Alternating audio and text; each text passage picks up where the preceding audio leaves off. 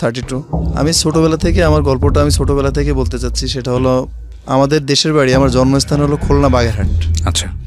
তো আমার নানা বাড়ি আর দাদা বাড়ির ডিফারেন্স 2 কিলো, মাঝখানে 2 কিলো।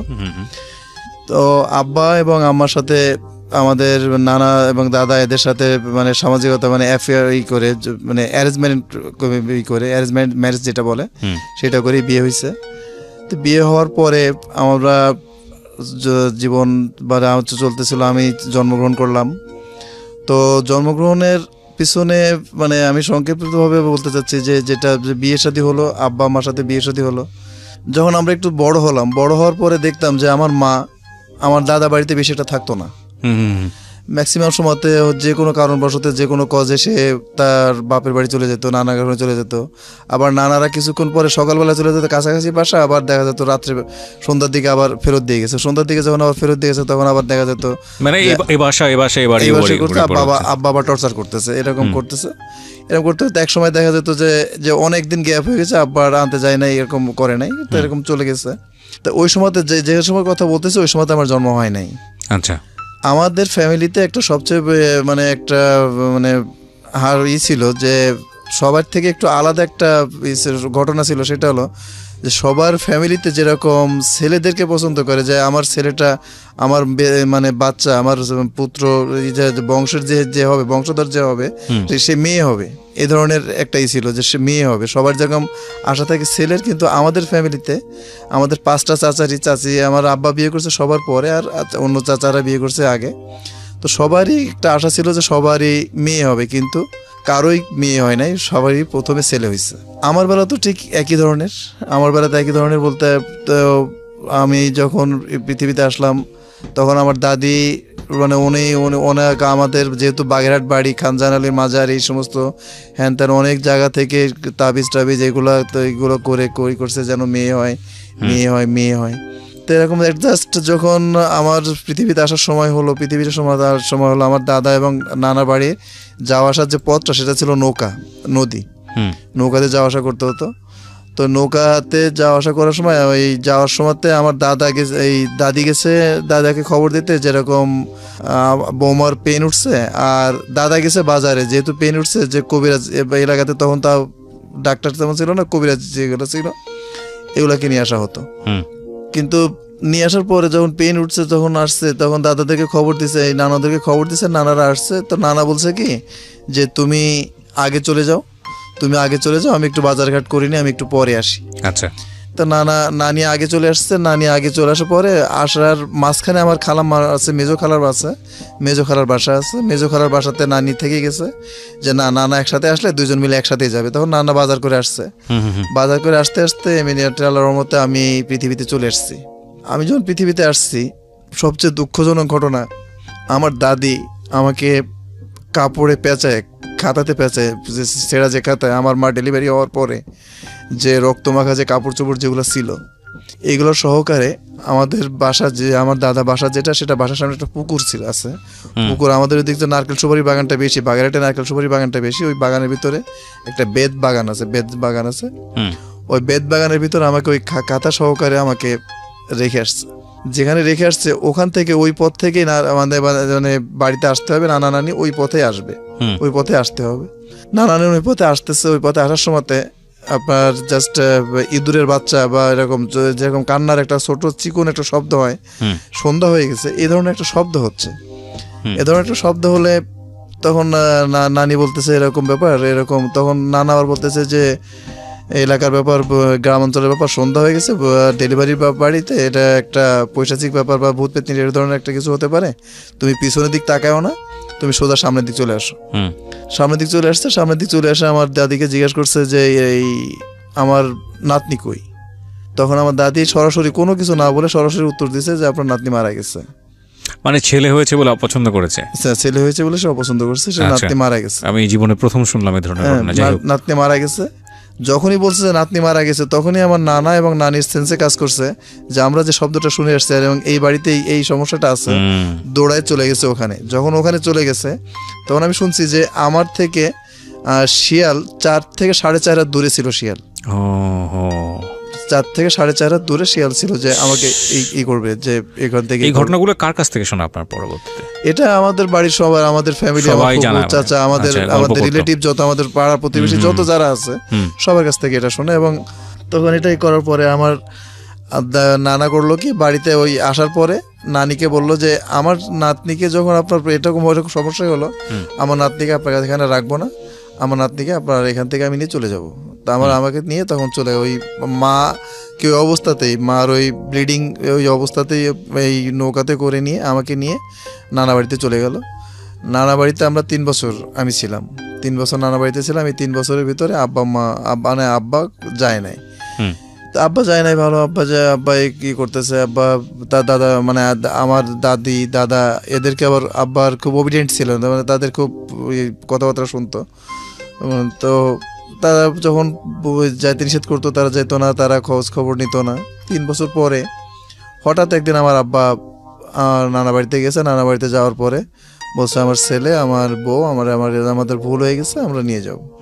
ঠিক আছে, নিয়ে যাবা। তখন নানা বলছে যে বাবা তুমি তো নিয়ে যাবো, আমি তোমার উপর তো কোনো নাই, তাহলে তুমি একটা কাজ করো, সেটা হলো যে আমি তোমার একটা চাকরির ব্যবস্থা করে দিতেছি। তুমি তোমার দাদা বাড়িতে মানে ওই গ্রামটার নাম ছিল, আমার নানা বাড়ির গ্রামের নাম ছিল হাকিমপুর, আর দাদা বাড়ির গ্রামের নামটা ছিল সৈয়দপুর। আচ্ছা, তো বলছে তুমি তাহলে সৈয়দপুরে তুমি থাকো না, আমি একটা ব্যবস্থা করে দিতেছি, তো তুমি সেখানে তুমি চাকরিতে জয়েন করো। আচ্ছা আচ্ছা। ওই কথা বলার পরে আব্বাকে ওই অবস্থাতে আব্বার যে একটা লুঙ্গি, একটা মানে লুঙ্গি বলতে একটা প্যান্ট পরা ছিল নাকি, যে একটা প্যান্ট আর ফতুয়া ধরনের যে হয়েছিল, আর আমাকে নিয়ে আম্মাকে নিয়ে আব্বা আমাদেরকে নিয়ে চলে আসলো আপনার ভেড়ামারাতে, পাকশি ভেড়ামারাতে আপনার পিডিবিতে আব্বা নানা একটা চাকরির ব্যবস্থা করে দিল। তো এই চাকরিটা পিডিবিতে চাকরি করা অবস্থাতে এখানে মানে আব্বা অত্যন্ত লোভ করার পরে মানে এখানে যে তামার যে তারটার এগুলো হ্যানত্যান যেগুলো ছিল, এটা অন্য একজনের ইঞ্জিনিয়ারের সাথে যোগাযোগ করে এটা বিক্রি করে এখান থেকে চাকরিটা এখান থেকে চলে গেল।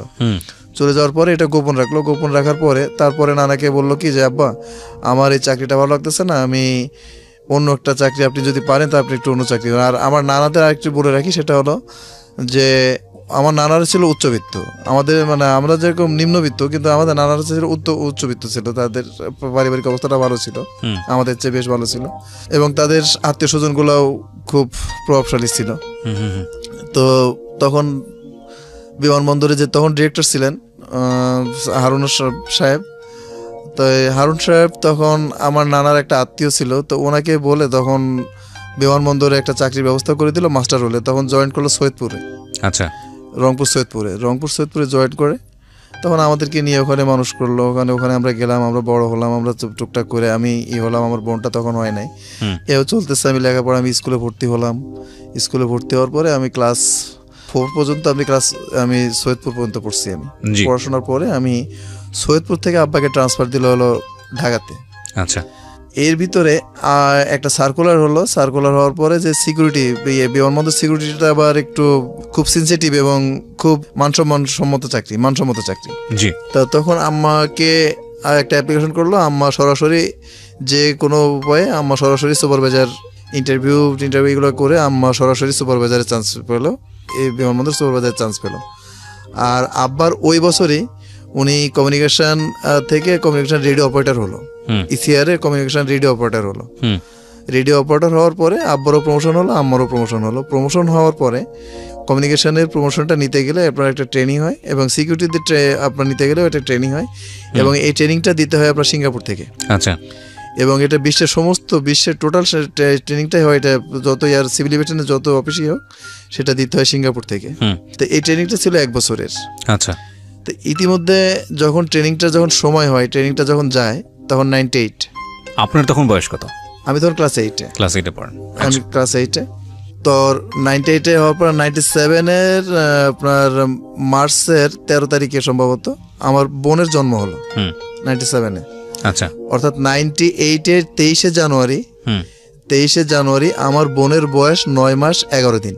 আচ্ছা, চিঠি আসলো, আসার পরে আম্মারও একসাথে চিঠি আসলো। তখন আব্বাকে বলতেছে কি, তখন আমরা কাওলাতে কাওলা পি টাইপে আমরা তখন থাকি। আর আমাদের একটা গরু ছিল, গরুটা আব্বা খুব আদরের, গরুটা বাগেরহাট থেকে নিয়ে আসছিল। তো যে গরুটা খুব আদরে ছিল, সাদা গরু ছিল, এবং ওকে ওই আপনার সেই ধবলি, যে ধবলি রান গোয়ালে সে আমিনার সেই গল্প, এই কবিতার মতো ওকে ধবলি বলে ডাকতো।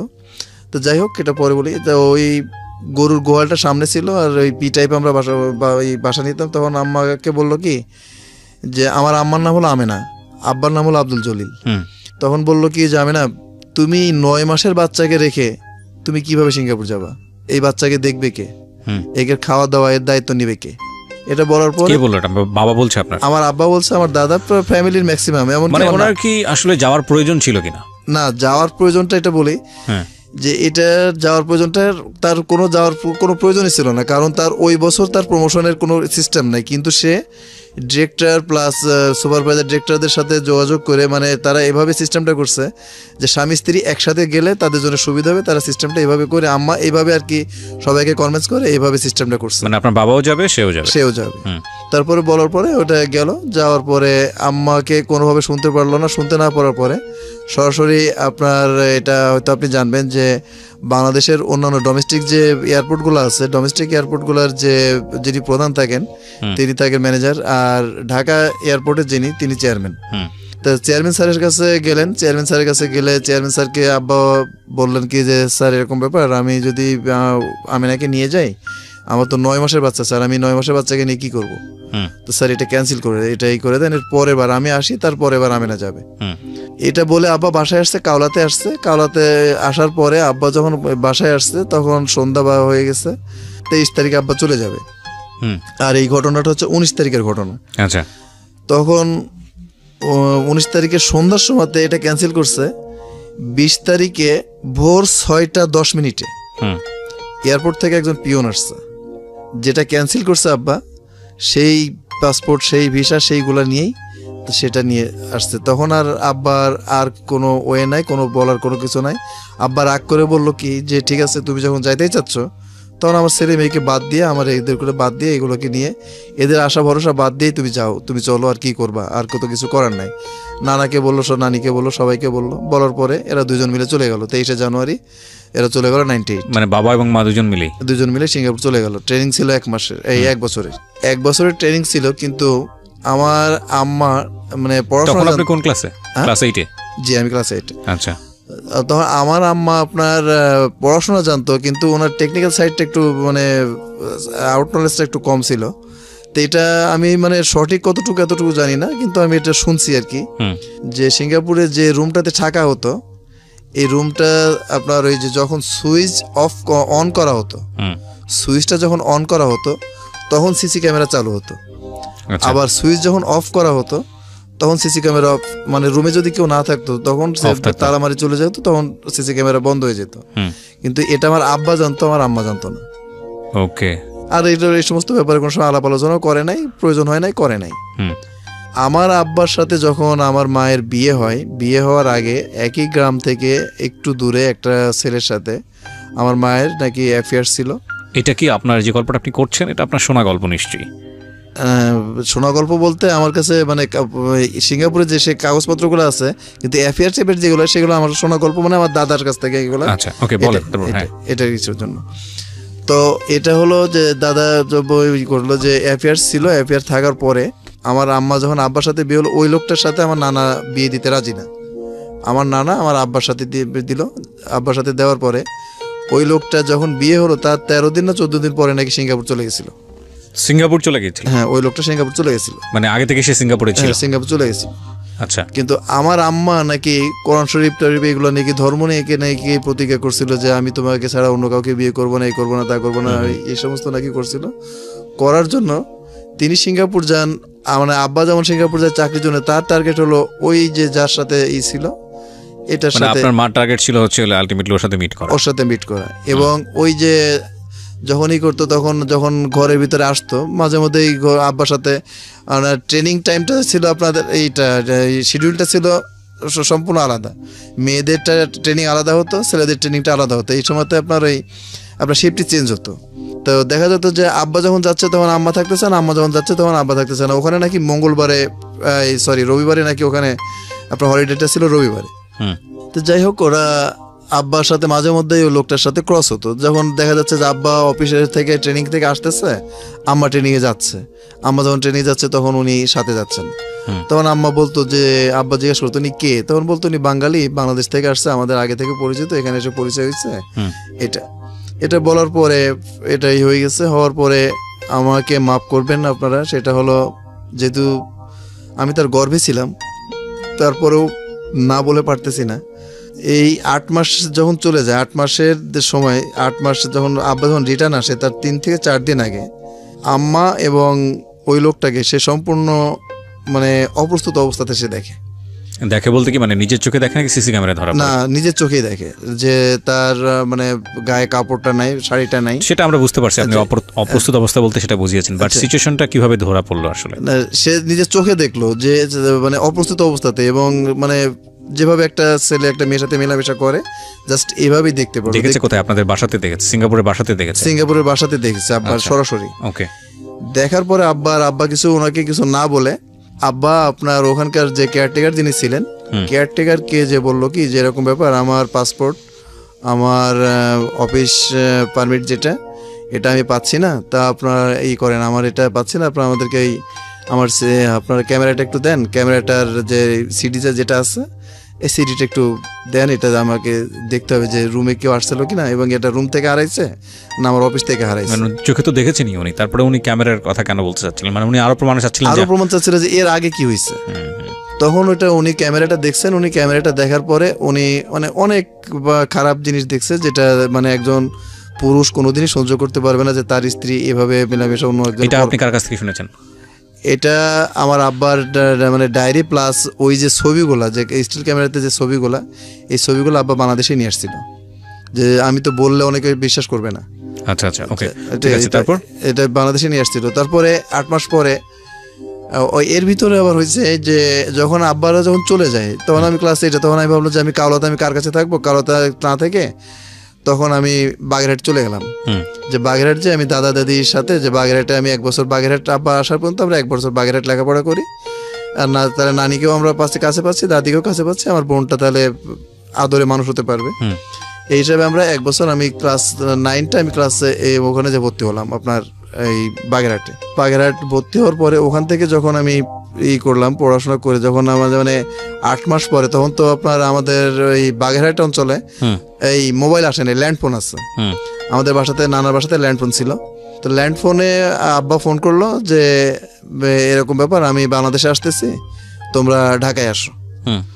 তখন আমরা ওখান থেকে একটা গাড়ি নিলাম, একটা গাড়ি নিয়ে আমরা এসে আসলাম। তখন আপনার এয়ারপোর্টে বোর্ডিং ব্রিজটা হয় নাই, আর আমাদের স্পেশাল যে পাস ছিল, আমরা একদম পাস নিয়ে একদম বিমান, আর সেই বিমানটা আপনার ওই ট্রানজ্যাকশন, তখন ট্রানজ্যাকশন ছিল এভাবে, আপনার সিঙ্গাপুর থেকে সিলেট আসতো, সিলেট থেকে ট্রানজ্যাকশন দিয়ে আপনার F-28 ঢাকাতে আসতো। তো F-28 তখন যাত্রী 84 জন যাত্রী তখন ছিল। তো লাস্ট যাত্রী F-28 লাস্ট যাত্রী আমরা এয়ারপোর্টের কাছে আমি গেছি, আমার ছোট বোনটা আমার কোলে আছে, আমার ছোট বোনটা তখন 17 মাস বয়স হয়ে গেছে, আমার ছোট বোনটা আমার কোলে আছে, দাদা আছে, তারপরে দাদি নানি এরা আছে, নানা আছে, আমার বড় মামা আছে, ছোট মামা, এরা বেশ কয়েকজন আত্মীয় স্বজন। আমরা গেট পার, আমাদের ওই আব্বার যে পাস আছে, পাস নিয়ে আমরা ওইখানে গেছি। যাওয়ার পরে একে একে সবাই নামে, ক্যাপ্টেন ক্রু সবাই নামার পরে বিমানবালাটার সবাই নামে, কিন্তু আব্বা এবং মা নামতেছে না। একদম লাস্ট 84 নম্বর যাত্রীটা ছিল আমার আব্বা নামার পরে আমি আব্বাকে মানে চিন্তা করতেছি যে কি বল, আম্মা নামে না কেন। তখন আব্বাকে বলতেছে যে আব্বা আম্মা কই। তখন আব্বা আমার বোনের নাম সাইমাকে কোলে নিয়ে আমাকে বুকের সাথে জড়ায় ধরে প্রচুর কান্নাকাটি করতেছে। কান্নাকাটি করার পরে শুধু এতটুকু বললো যে বাবা তুমি তো একটু বড় হয়েছো, তো তুমি তোমার মা সম্বন্ধে কোনো, তোমার মা আর কোনোদিন ফিরে আসবে না, কিন্তু কেন আসবে না কোনোদিন আমার কাছে এটা জানতে চাবা না। তাই বলে আমরা কিন্তু গাড়ি নিয়ে গেছি, আমাদের গাড়িতে আব্বা না উঠে আব্বা অফিসের গাড়িতে এসে আপনার কাওলাতে রুমের ভিতরে ঢুকে আব্বা দরজা লক করে দিচ্ছে। দরজা লক করে দিয়ে দরজার ভিতরে বসে থেকে প্রচুর কান্নাকাটি করতেছে। এবং ওই যে বাইরে থেকে যখন আসে, তখন আব্বা সিগারেট খাওয়া মানুষকে পছন্দ করতো না, কোনো সময় সে সিগারেট খাওয়া মানুষকে পছন্দ করে। সিগারেট যদি কেউ খাইতো, তাকে এমনও লোক আছে যে আব্বার কর্মচারী মানে ঊর্ধ্বতন কর্মচারী, তাকে আব্বা থাপ্পড় মারছিল সিগারেট খাওয়ার জন্য, যে আপনি আমার রুমের ভিতরে সিগারেট খান কেন। তো যাই হোক তিনি সিগারেটও খাইতেন না। তো আসে দেখি যে ওই যে মার্কারি যে গ্লাসগুলো আছে, গ্লাস দিয়ে এভাবে দেখতেছি যে আব্বা মদ খাচ্ছে, রুমে ঢুকে মদ খাচ্ছে এবং প্রচুর কান্না কাটতেছে। আর কোনো কথা নাই, একটাই সব শুধু মানে শব্দ বের হচ্ছে, আমেনা তুমি কি করলা। এটা ওই গ্লাসটা আপনার ভেন্টিলেটর থেকে স্পষ্ট বোঝা যাচ্ছে যে আমেনা তুমি কি করলা, আমেনা তুমি কি করলা। খুব আতঙ্কজনক অবস্থা, মানে আপনার জায়গা থেকে খুব আতঙ্কজনক হওয়াটাই স্বাভাবিক, কারণ আপনি বুঝতে পারছেন আসলে ঘটনা কোন দিকে যাচ্ছে। মার আসার কথা, মা আসেনি, এখানে বাবা এসে এরকম কান্নাকাটি করছে, ভয়ানক। আপনার তো ওই দিনের আগ পর্যন্ত কিছুই জানতেন না বিষয়? আমি কিছু জানতাম না, জানার পরে তখন এই করতাম না। তো দাদা দাদি সবাই আব্বাকে জিজ্ঞেস করে, তো এটা কেউ তখন আব্বাকে বলে না। না বলার পরে 12-13 দিন পরে আমি জানলা থেকে দেখতেছি যে আব্বার যে ব্রিফকেস, যেটা আব্বার ব্রিফকেসের নাম্বারটা ছিল আপনার 5566। এটা আপনি জানতেন কিভাবে? ওই আব্বা যখন করতো আপনার টাকা পয়সা বা যখন কাগজপত্র বের করতো তখন আপনি খেয়াল করতেন? তখন আমি মানে একদিন আমার ওই আব্বার আইডি কার্ডটা বের করার সময় আমি হঠাৎ করে দেখতেছি যে 5566 এটা লেখা করা আছে। ও আচ্ছা, দেয়া আছে ওখানে? হ্যাঁ আছে। তো ওইটা দেওয়ার পরে ওইটা আব্বার করে নাই, ওইটা চেঞ্জ করে নাই। তো আমি তখন দাদাকে ডাক দিচ্ছি যে দাদা কিছু মনে করেন না, এখানে আসেন তো, দেখেন তো এই ব্রিফকেসের ভিতরে কোনো ঘটনা পাওয়া যায় কিনা। তখন দাদাও জানে না আসলে কাহিনী কি হয়েছে? না, তখন দাদাও জানে না যে কি কাহিনীর জন্য এগুলো হয়েছে। শুধু এতটুকু বলছে যে সে আর আসবে না, শুধু এতটুকু বলছে। তখন দাদা আসলো, দাদা আসার পরে রুম বন্ধ করে দিল। দেওয়ার পরে দাদা দেখলো কি যে এরকম ব্যাপার, আপনার ওই মানে অনাকাঙ্ক্ষিত যে ছবিগুলা, সেই ছবিগুলা। তখন নানাকে ফোন করলো, নানাকে সমস্ত ঘটনাগুলো বললো যে দেখেন এই সমস্ত ব্যাপার এইগুলো হয়েছে, আপনি যে ছেলের সাথে বিয়ে ঠিক করছিলেন সেই ছেলের সাথে সে থেকে গেছে। থেকে যাওয়ার পরে তখন এই করতেছে, এবং ওই সময় তো তার ট্রেনিং ছিল। তখন আব্বা এখানে আসার পরে চেয়ারম্যান স্যারকে, এই বিমানবন্দর চেয়ারম্যান স্যারকে বললো যে স্যার এই ঘটনা এটা হয়েছে। তখন চেয়ারম্যান স্যার ওই যখন এই ঘটনাটা বললো তখনই আপনার একটা কমপ্লেন সিঙ্গাপুর পাঠালো। সিঙ্গাপুর পাঠানোর পরে তার চাকরি ওখান থেকে বাদ হয়ে গেল, সিভিল এভিয়েশন থেকে তার চাকরি বাদ হয়ে গেল, আমার চাকরি বাদ হয়ে গেল। আর ওই লোক চাকরি করতো আপনার শিপে চাকরি করতো। তখন ওই লোকের সাথে আপনার শিপে জব করতো, ওরা মনে হয় দুজনে মিলে পরে শিপে জয়েন করছে। তো জয়েন করার পরে পরবর্তীতে আস্তে আস্তে সংসার চলতেছে। সংসার চলার পরে ওখানে করার পরে ওখানে 2টা বাচ্চা হয়েছে। আমি সংক্ষেপে বলতেছি যে ওখানে 2টা বাচ্চা হয়েছে। মানে বাংলাদেশে আসেনি ওর পরে? না, বাংলাদেশে আসছে কিন্তু ওই মুভমেন্টে আর ওই মুভমেন্ট আসেনি। আম্মা প্রায় আমাদের সাথে মানে 98 আপনার আম্মার সাথে আমার দাদের লাস্ট দেখা হয়েছে 7-এ। এই 98-এর উনি গেছে বাংলাদেশে? বাংলাদেশ থেকে গেছে 98, আর আমাদের প্রথম 98-এর পরে আমাদের দেখা হয়েছে 7-এ। তখন ওনার একটা বাচ্চা, একটা ছেলে। এবং 13-তে যখন দেখা হয়েছে তখন ওনার আর একটা বাচ্চা, তখন মেয়ে। তখন আমার বোন যেটা, এই বোনটা মানে সবার কথা শুনতে পারতো, কিন্তু আমার এই মায়ের কথা কোনোভাবেই তার সামনে বললে সে একই কথা যে তুমি এমনকি যদি মায়ের কোনো গানও শেখা হয় সরাসরি গানটা অফ করে দেয়, টিভিতে হোক যেখানে হোক, বা ওই মায়ের কোনো কথা হলে সেখান থেকে সে করে। আর সে সরাসরি মা বলে না, ডাইরেক্ট আমার মাকে বলে সে ডাইনি, যে ডাইনি সন্তানদেরকে খেয়ে ফেলছে, এরকম কথা বলে সে তাকে অপছন্দ করে। তো এরকম সময়তে আব্বা যখন সে বাংলাদেশে আসে, আম্মা যখন বাংলাদেশে আসে তখন আমরা বুঝতে পারি না যে সে বাংলাদেশে আসে, কিন্তু বাট যখন রিটার্ন যায় তখন তাও যখন চাকরি করতো, তখন ওই ওখানকার যারা স্টাফ যারা ছিল আম্মার সাথে যখন চাকরি করতো, তখন তারা আমাদেরকে ফোন করে বলে কি যে তোমার আম্মু তো চলে যাচ্ছে, তো তোমরা কি দেখবা, দেখলে আসো, এয়ারপোর্টে আসো, ইমিগ্রেশন হতে তো বেশ সময় লাগবে, তো তোমরা আসো। তো আমার বোনকে আমরা বলতাম, বলার পর আমার বোন 2বার রাজি হয়েছে। 2বার রাজি হওয়ার পরে আমরা ওই যে ভিতরে যেখানে বোর্ডিং ব্রিজের লাস্ট যে এটা এই প্লারের গোড়ায় দাঁড়ায় আমার বোনটা প্রচুর কাঁদতেছে আর বলতেছে, দাদা আমার তো এই মায়ের হাত ধরার কথা তো আমার ছিল, দাদা আমি কেন হাত ধরতে পারলাম না? আজকে অন্য ছোট বাচ্চাদের আমি কি অপরাধ করেছিলাম দাদা? আমার মা এত খারাপ, আমি কি মায়ের পরিচয় কাউকে দিতে পারবো না দাদা? আমার যখন বিয়ে হবে, আমি যখন বড় হব, তখন আমার কি হবে? তখন আমি ওর কান্নাকাটি দেখে আমি তখন বললাম যে তুই চল এখান থেকে, চল, এখানে থাকতে হবে না। কত বছর পর মাকে দেখলেন আপনি?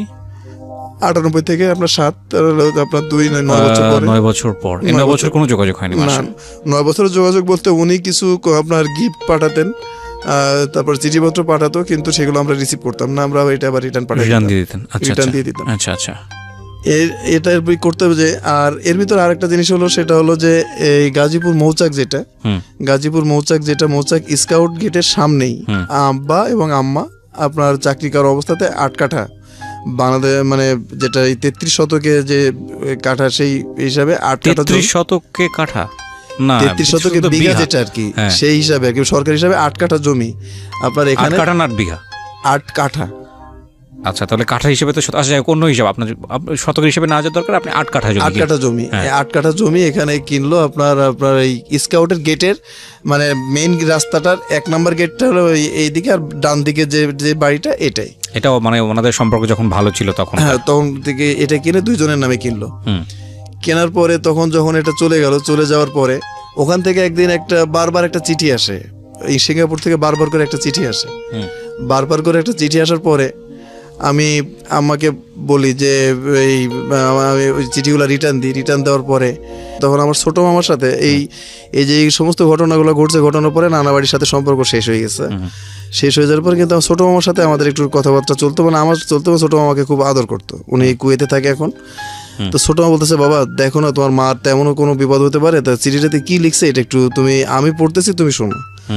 তখন ওই চিঠিতে লিখছে যে বাবা জাহিদ, আমি তো জীবনে একটা ভুল করছি যে সংসার ছেড়ে আসছি, তো তোমরা যদি বাবা এই জমিটা যদি তোমরা না ছাড়ো তাহলে আমার এই সংসারটা, আমি যে এখন যে সংসারটা করতেছি এটাও আমার টিকবে না, আর এই সংসারটা যদি আমার না টিকে আমি কোথায় যাব। মানে জমিটা চাচ্ছে, সে জমিটা চাচ্ছে, মানে ওই যে লোক যে বিয়ে করছে সে প্রেশার ক্রিয়েট করছে তার উপরে যে এই জমি আমাদেরকে, মানে মায়ের জমিতে আমরা পাবো 4 জন, ওখানে হলো 2 জন, আমরা হলো 2 জন, কিন্তু সে আমাদের 2 জনকে দিবে না, সে টোটাল ওনাকে দিবে। আচ্ছা এই কথাটা আব্বার কানেও যায়, আব্বা শোনে। আব্বা শোনার পরে আব্বা মানে একটু খারাপ ভাবটাই বললো যে বাবা, যে রাস্তাঘাটে চলতেছো, চলার সময় তো অনেক সময় পায়খানা প্রস্রাবও লাগে, দেখা যাচ্ছে যে তুমি ওই বাড়ির সামনে যাই তোমাকে প্রস্রাব করতে হচ্ছে, তুমি যদি মরেও যায়, রাস্তার পরে পড়ে মরে যাও, কিন্তু বাবা তুমি ওই জমির ভিতরে, আমি যতদিন বেঁচে আছি ততদিন তুমি ওই জমির ভিতরে যাবে না। তোমার মাকে বলে দাও যে ওই জমিতে যা খুশি সে করতে পারে, যখন খুশি তখন সে নিতে পারে, আমি জমিতে কোনোদিন যাবো না। এটা হলো মৌচাকের জমি, এখনো জমিটা আছে, সেখানে তারা করছে, বাড়ি করছে। তার অংশের সাথে তারা মানে যে 4 কাঠা, আপনাদের অংশটা কি করছেন? বাবার অংশ? আমাদের অংশটা আমরা টিন সেট করে রেখে দিয়েছি, কোনো ভাড়াটা কিছু না, টিন সেট করে রেখে দিয়েছি, মানে পাশাপাশি। হ্যাঁ একসাথে, জমিটা একসাথে, একই সাথে। ভয়ঙ্কর অবস্থা। যাই হোক, আমরা ধারাবাহিকভাবে যাবো সামনের দিকে। তারপরে এটা করার পরে ওইভাবে আছে, ওই জমিতে আমরা যাই নাই। ওটা যাওয়ার পরে এটা গেল, যাওয়ার ইসের পরে এটা মানে মায়ের গল্পটা এভাবে শেষ হলো। হ্যাঁ, এখন কথা হলো যে আব্বার যে সিগারেট খেতো না, আব্বার সে এখনো প্রত্যেকদিন সে ড্রাগস করতো। তখন আমি চেয়ারম্যান স্যারের কাছে একদিন আসলাম, বিমানবন্দর চেয়ারম্যান স্যারের কাছে আসলাম যে আঙ্কেল এরকম ব্যাপার, আব্বাকে তো কোনোভাবে করা যাচ্ছে না, তো কি করব। তো তখন উনি বললো যে আমি 1 মাসের ছুটির ব্যবস্থা করে দিতেছি, তুমি জেলখানাতে দাও বা রিয়াবে দাও। আচ্ছা, তো এই যে আপনার এসে বনানীতে যে মুক্তা আছে, হ্যাঁ, ওই মুক্তাতে দিলাম 1 মাসের জন্য, মুক্তাতে দিলাম। মুক্তাতে দেওয়ার পরে একটু চেঞ্জ হলো, চেঞ্জ হওয়ার পরে ওই বাসায় গেল, বাসায় যাওয়ার পরে আবার যাতে। কিন্তু ওনার একটা অভ্যাস হলো যে উনি কারোর সাথেই মোবাইলে হোক যা হোক উনি কারোর সাথে কথা বলে না। আচ্ছা, ওই আপনার ওয়্যারলেস আছে, বিমানবন্দর থেকে যদি ওয়্যারলেসে ফোন করে তো ওয়্যারলেস। আর আব্বার অফিসটা কিন্তু আপনার এখন এখানে না, এই যে ঢাকা বিমানবন্দর এখানে না, অফিসটা কিন্তু আশুলিয়াতে। আচ্ছা, আশুলিয়াতে আপনার একটা আউটার মার্কেট অফিস আছে, যেখান থেকে আপনার বিমানকে সিগন্যাল দেওয়া যায় তোমাকে এই পথে যেতে হবে। আব্বাকে ওখানে, তখন আমি চেয়ারম্যান স্যারকে বলে যে দেখি যদি এখানে আনতে পারি তাহলে হয়তো নেশাটা একটু কাটবে, ওই বিমান থেকে নামাতে পারবে না বা কাছাকাছি পাবে না, এটাই করতে পারবে। ওখানে নিয়ে যাওয়ার পরে দেখা গেল কি যে বন্ধু বান্ধবরা ওই যায়, এই বন্ধু বান্ধবরা যাওয়ার পরে এরা সাথে করে নিয়ে যায়, ওই কমছে, কিন্তু ওই এটাই করতে পারে না, সম্পূর্ণটা এখনো করতে পারে না। এমনকি আমি বলছি যে আব্বা তুমি বিয়ে করো, সে বিয়ে করতেও রাজি না। একই কথা, না আমি বিয়ে করবো না, বিয়ে করে তোমরা করো, তুমি করো, তোমাকে বিয়ে করো, আমার একটা মেয়ে আছে, তুমি খাল কেটে কুমির আনো না, একবার তোমরা যার পেটে ছিল সেই তোমাদেরকে বাদ দিয়ে চলে গেছে, তোমরা আবার এটা আবার করতেছো কেন? এটা সে দাদার কথা শুনলো না, কারোর কথা, মানে আজ পর্যন্ত তাকে আমরা বিয়ে দিতে পারলাম না। এবং তার কাজ হলো যে সে 5টার সময় অফিস থেকে গাড়িতে রেখে আসে আপনার আশুলিয়া, রেখে আসার পরে রুমের ভিতরে ঢুকে রুমটা লক করে দেয়, রুমটা লক করে দিয়ে সকালবেলায় আবার গোসল টোসল করে প্যান্ট শার্ট পরে আবার রুম থেকে বের হয়ে চলে আসে। আর ফ্রিজের ভিতর মদের বোতলগুলো ফ্রিজের ভিতরে থাকে, যখন খাওয়ার দরকার চাবি তার কাছে থাকে, চাবি করে চাবিতে। এর মাঝে আমার বোন রাগ করে একটা ফ্রিজ ভেঙে ফেলছিল, তো আমার বোনটাকে সে যথেষ্টই ভালোবাসে, তারপরে তাকে কিছু বলে না, আবার একটা ফ্রিজ কিনছে, কিন্তু মদটাকে তাকে বাদ দিতে পারিনি। এসএসসি পরীক্ষা আমি দিলাম, এসএসসি পরীক্ষাতে আমি খুব ভালো রেজাল্ট করলাম, আমি A+ পেলাম, মানে ভালো রেজাল্ট বলতে ওই সময় A+, এখন গোল্ডেন 5 যেমন ওই সময় A+ পেলে মোটামুটি ভালো বলতো সবাই যে না সে A+ পাইছে। তো A+ পেলাম, A+ পাওয়ার পরে রাজশাহীতে এর ভিতরে আবার ঘটনা হলো এর ভিতরে আবার একটা ঘটনা হলো যে বাড়িতে মানুষের সাথে দেখা হলে জিজ্ঞাসা করে যে কিরে তুই কেমন আছিস বা তোরা কেমন আছিস, তোরা কি করতেছিস। কিন্তু আমার বোনটার সাথে যখন দেখা হতো তখন ও সবাই জিজ্ঞেস করতো তোর মা কোথায় আছে। তো ও খুব কান্নাকাটি করতো এই কথা শুনে যে মানুষের সাথে এটাই করার পরে এটাই করবে। আর চাচিরা তখন করলো কি, আমার বোনটাকে আস্তে আস্তে দেখলাম যে মানে কাজের উপর একটা, মানে তার লেখাপড়া বাদ দিয়ে তাকে কাজের উপর একটা করতেছে, সে তাকে কাজ করাচ্ছে, এখান থেকে পানি আনো, সে যতটুকু পারবে না, তার বয়স কম, সে যতটুকু পারবে না তার থেকে বেশি করতেছে, মানে সিনেমার মতো তাকে দিয়ে এই ছোটোখাটো কাজগুলো করাচ্ছে। এরকম করার পরে তখন ওখানে লাস্ট একটা জন্মদিন ছিল আপনার 2013-র 21শে ফেব্রুয়ারির, আপনার আমার চাচাতো ভাই, আমার আপন চাচাতো ভাই 21শে ফেব্রুয়ারি। তো এখানে 400 মানুষের অ্যারেঞ্জমেন্ট ছিল, 400 মানুষের অ্যারেঞ্জমেন্ট ছিল। তো 400 মানুষের অ্যারেঞ্জমেন্ট ছিল। তো আমি আমার মানে ওই বাড়ি থেকে কেউ কোনো চাচা ছেলেরা জমির কাজ করতো না, কিন্তু আমার একটা ছোটবেলা থেকে আমি জমির উপরে যেহেতু আমার একটা নেশা ছিল, তো আমি তখন করতাম কি, আমার একটা নেশা ছিল কি যে আমি সবসময় টি শার্ট গায়ে মানে বেশি পছন্দ করতাম, টি শার্ট এবং নেভি ব্লু প্যান্ট বা যে কোনো প্যান্ট এবং একটা গামছা, এটা নিয়ে আমি জমিতে কাজ করতে গেছি। তো কাজ করে আসতে আমার মোটামুটি 4টা 4:30 বেজে গেছে। এর ভিতরে অনুষ্ঠান যে হয়েছে, অনুষ্ঠান হওয়ার ভিতরে আমি জানি যে বাড়িতে আমি যেহেতু কাজ করতেছি, পানি সেচ দিচ্ছি, ইরিগেশন চলতেছে, যে কারেন্ট যদি না থাকে তো সেচের সমস্যা হতে পারে। তা আমি পরে যাই, খাওয়া দাওয়া তো পরেও করা যাবে। আমি বাসায় গেছি, বাসায় যাওয়ার পরে তখন 450 মানুষেরই এখানে আপনার আইটেম ছিল আপনার মুগের ডালের সাথে হলো চর্বি, আর হলো মুরগির রোস্ট, গরুর মাংস, এবং যারা গরু খায় না তারা খাসি। তো সবাই খাওয়া দাওয়া করছে। সবাই খাওয়া দাওয়ার পরে আমার রুমের ভিতরে একটা গাবলার ভিতরে একটা বাটিতে করে একটু আপনার মুরগির রোস্ট দেয় নাই, আপনার এমনি মাংস দিছে, আপনার মুগের ডাল দিছে, দিয়ে একটা গাবলাতে করে আমার রুমের ভিতরে খাবারটা দিয়ে গেছে আমাদের 2 ভাই বোনের জন্য। অথচ আমার বোন কিন্তু বাসায় আছে, আমার বোনকে আমার চাচি খাইতে দেয় না। প্রোগ্রামটা কিসের ছিল? জন্মদিনের। কার জন্মদিন? আমার এই চাচাতো ভাইয়ের জন্মদিন। আচ্ছা, হ্যাঁ। তখন আমার বোন ওই খাবার পাওয়ার পরে সে কষ্টের ওই প্রোগ্রামের দিকে সে যায় নাই, সে রুমের ভিতরে এসে কান্নাকাটি করতেছে। তখন আমি এসে হাত পা ধুয়ে রুমের ভিতরে যে দেখেছি সে প্রচুর কাঁদতেছে। কি ব্যাপার দাদু, তুমি কাঁদতেছো কেন? আমি ওকে দাদু বলে ও আমাকে দাদু বলে বলছে দাদু তুমি কাঁদতেছো কেন? বলছে দাদু আজকে 400 মানুষের দেখো দাদু, 400 মানুষের মুরগির রোস্ট খাইছে দাদু। আজকে যদি আমার মা থাকতো দাদু, আমি কি মুরগির রোস্ট পাইতাম না? দেখো দাদু আমাদেরকে খাবার দিয়ে গেছে, এই খাবার দিয়ে গেছে আমাকে মুরগির রোস্ট আমাকে দেয় নাই। তখন আমাকে কাদা ছিল বেস্ট, আমি সম্পূর্ণভাবে মানে গোসল করবো, কোনো রকম হাত পা ধুইছি। তখন আমি বলছি দাদু তুমি চলো, আমি তোমাকে মুরগি আমি হোটেল থেকে খাওয়া, তখন এই গ্রিল এগুলো পাওয়া যেত না। তো আমি তখন হোটেলে আসলাম, হোটেলে আসার পরে ওকে মুরগি নিলাম, ওকে মুরগি নেওয়ার পরে ওকে বললাম যে তুমি যতক্ষণ পারো ততক্ষণ তুই মুরগি খাও। তো আমার একটা ফ্রেন্ড ছিল ওই সময়, তো আমার একটা ফ্রেন্ড ছিল আলম নাম। তখন আমাকে জিজ্ঞেস করলো তোর কী হয়েছে? তখন আমি বললাম যে দেখ এই ঘটনা ঘটছে।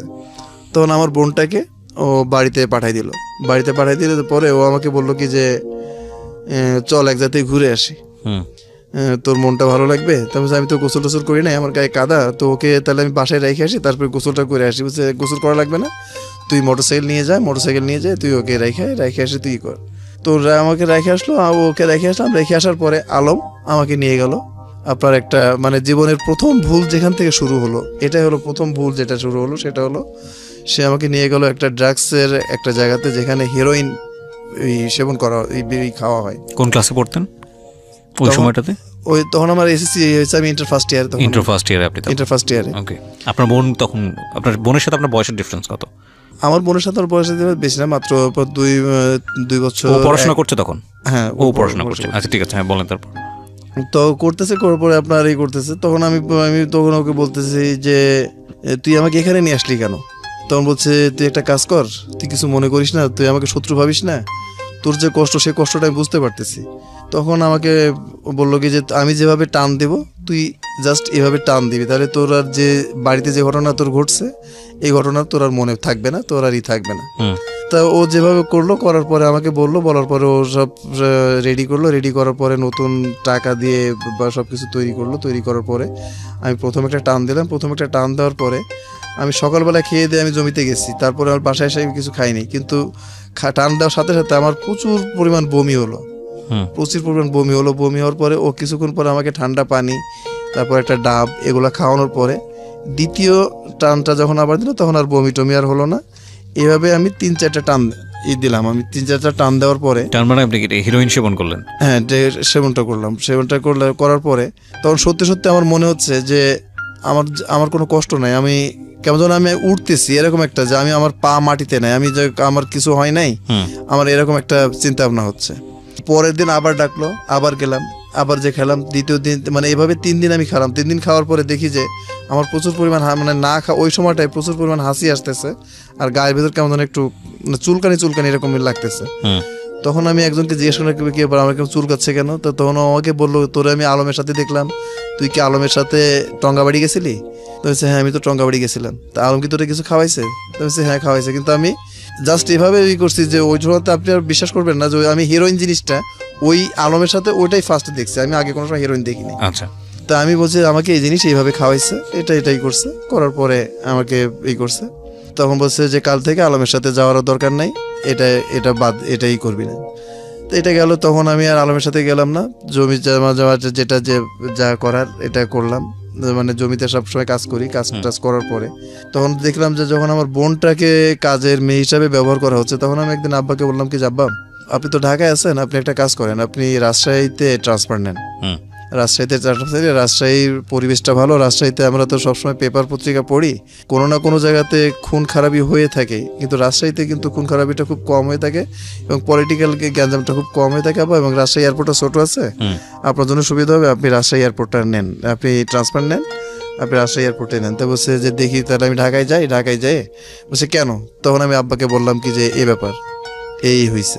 মানে আপনার সঙ্গে? হ্যাঁ, আমার সঙ্গে এইগুলো হয়েছে। ও এর ভিতরে আপনাকে আরেকটা যেটা বলতে ভুলে গেছি, এই যে সমস্ত গল্পের ভিতরে আমার যে ফুপু, সেই ফুপু কিন্তু আমার ওই যে বোনকে দুধ খাওয়াইছে, আমাকে ভাত খাওয়াইছে, আপনাদেরকে লালন পালনের জন্য যা করা দরকার করছে। এই ফুপুকে আমরা যখন ফুপু বলি, তখন ফুপু চোখ দিয়ে দেখি যে ফুপু চোখ দিয়ে পানি পড়ে।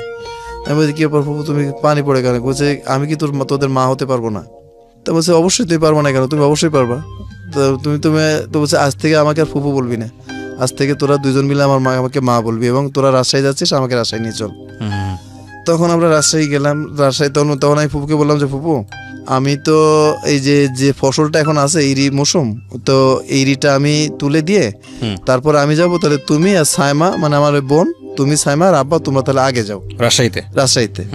বাগেরহাটে আমি থাকলাম, আমার বোন, আমার ফুপু, আমরা এরা রাজশাহী চলে আসলো। রাজশাহী আসার পরে প্রথমে কোয়ার্টার ছিল, কোয়ার্টার নিল। কোয়ার্টারে থাকার পরে ওই রাজশাহীতেই ভর্তি হলো। আর আমি তখন করতাম কি, আপনার এই যে জমি জমা যেগুলো, সেইগুলো টোটাল জমি জমা রাত 12টা 1টা 2টা, এটার কোনো ছিল না।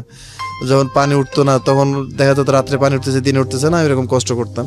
একদিন সবচেয়ে মানে যেটা আমার মানে হয়, আমার অ্যাম্বিশনটা বাড়ে যেদিন, সেদিন হলো শেষ মৌসুম, মানে শেষ দিতে হবে ইরিগেশনের শেষ যেটা, সেদিনকে আমার চাচতো ভাই, তার 3টা পুরুষ বন্ধু আর আপনার 4 জন হলো মহিলা বন্ধু, এই টোটাল 7 জন মিলে আমার চাচতো ভাই এদের গাড়ি নিয়ে সে ওখান থেকে গেছে। যাওয়ার পরে ওই রাস্তা থেকে আসতেছে, তা আমার প্যান্ট পরা আছে, গামছায় ঝোলানো আছে, আর এই টি শার্ট গায়ে দেওয়া আছে। তো ওরা ওই আমার চাচতো ভাই দূর থেকে দেখে আমাকে ওই জমির কাছে গেছে। যাওয়ার পরে বলতেছে কি রে, কি করতেছিস? তাই বলছি যে পানি দিতেছি, পানি উঠতেছে না, পানির সমস্যা হচ্ছে, পানি দিতেছি। এখানে একটু জোকে বসে বলতে পারি যে এখন আমাকে যেভাবে দেখতেছেন, আমার চেহারাটা কিন্তু আগে এরকম ছিল না। আমি এসএসসি পর্যন্ত আমার এই যে এখানে ছবি আছে, আমি মানে যথেষ্ট মানে একটু ছিল, মানে চেহারার ভিতরে একটা ছিল, লাবণ্যতা ছিল, যেটা এখন নষ্ট হয়ে গেছে। তো ওই মেয়েটা আমাকে জিজ্ঞাসা করছে, মেয়ে প্লাস ওই ছেলেরা আমাকে জিজ্ঞেস করতেছে কি রে, তুই গাড়ি থামা এর কাছে আসলি, আরো তো লোকজন আছে, এটা তোর কে হয়? তো ও আমাকে পরিচয় দিল না যে এটা আমার চাচতো ভাই, এই পরিচয়টা সে আমাকে দিল না। সে আমাকে মানে এমন ভাবে একটু মানে মিনমিনে সুরে বলল আমাদের বাড়ির লোক। যখন ওই কথা বললো, বলার পরে মানে আমি মানে আমার মাথার মধ্যে ঠান্ডা পড়ছে যে আমি এটা কি শুনলাম, যে আমার চাচতো ভাই আমাকে বলতেছে আমি বাড়ির। ঠিক আছে, চাচতো ভাইরা গাড়িতে উঠে ওই জমি জমা দেখে গাড়িতে উঠে ওরা বাড়িতে চলে আসলো। বাড়িতে চলে আসার পরে আমি যখন বাসায় আসলাম, বাসায় আসার পরে তখন বললো কি যে একটা ছেলে আমাকে ডেকে যে জিজ্ঞেস করতেছে তুমি কি আমাকে একটু পানি এনে দিতে পারবা? তখন আমার ওই যে ছোট চাচি, যেটা এই ছোট চাচি বলতেছে তুমি কি জানো যে ও কে? তখন বলতেছে না তো। ওই এই যে রোহান বলল যে এটা নাকি আপনাদের বাড়ির, মানে বাড়ির বলতে কাজের, তবে সেটা রোহান ভুল করছে, এটা হলো আমার ভাসুর, বড় ভাসুরের ছেলে। তবে সে রোহান এত বেয়াদব। তখন আমার মনের ভিতরে একটা জিদ জাগলো যে আমি রোহানের বাপের যেমন গাড়ি হয়েছে, আমি কিছু করতে না পারলেও আমার জীবনে আমি একটা গার্মেন্টসের যেভাবে হোক, যদি একটা মেশিন নিয়েও করতে হয়, দুইটা মেশিন নিয়েও করতে হয়, আমি একটু গার্মেন্টস করবো, যে আমার গার্মেন্টসে আমি কী করতে পারি। সবচেয়ে বড় শখ যেটা ছিল যে সেটা হলো যে আমি কৃষি কাজ করবো, আমার কিছু দুইটা গরু থাকবে, আমার কিছু ছাগল থাকবে, আমার একটা পুকুর থাকবে, এ ধরনের একটা কাজ ছিল। এবং শাইখ সিরাজ স্যারের অনুষ্ঠানগুলো আমি খুব মনোযোগ সহকারে দেখতাম এবং তাকে দেখে আমার খুব ভালো লাগতো।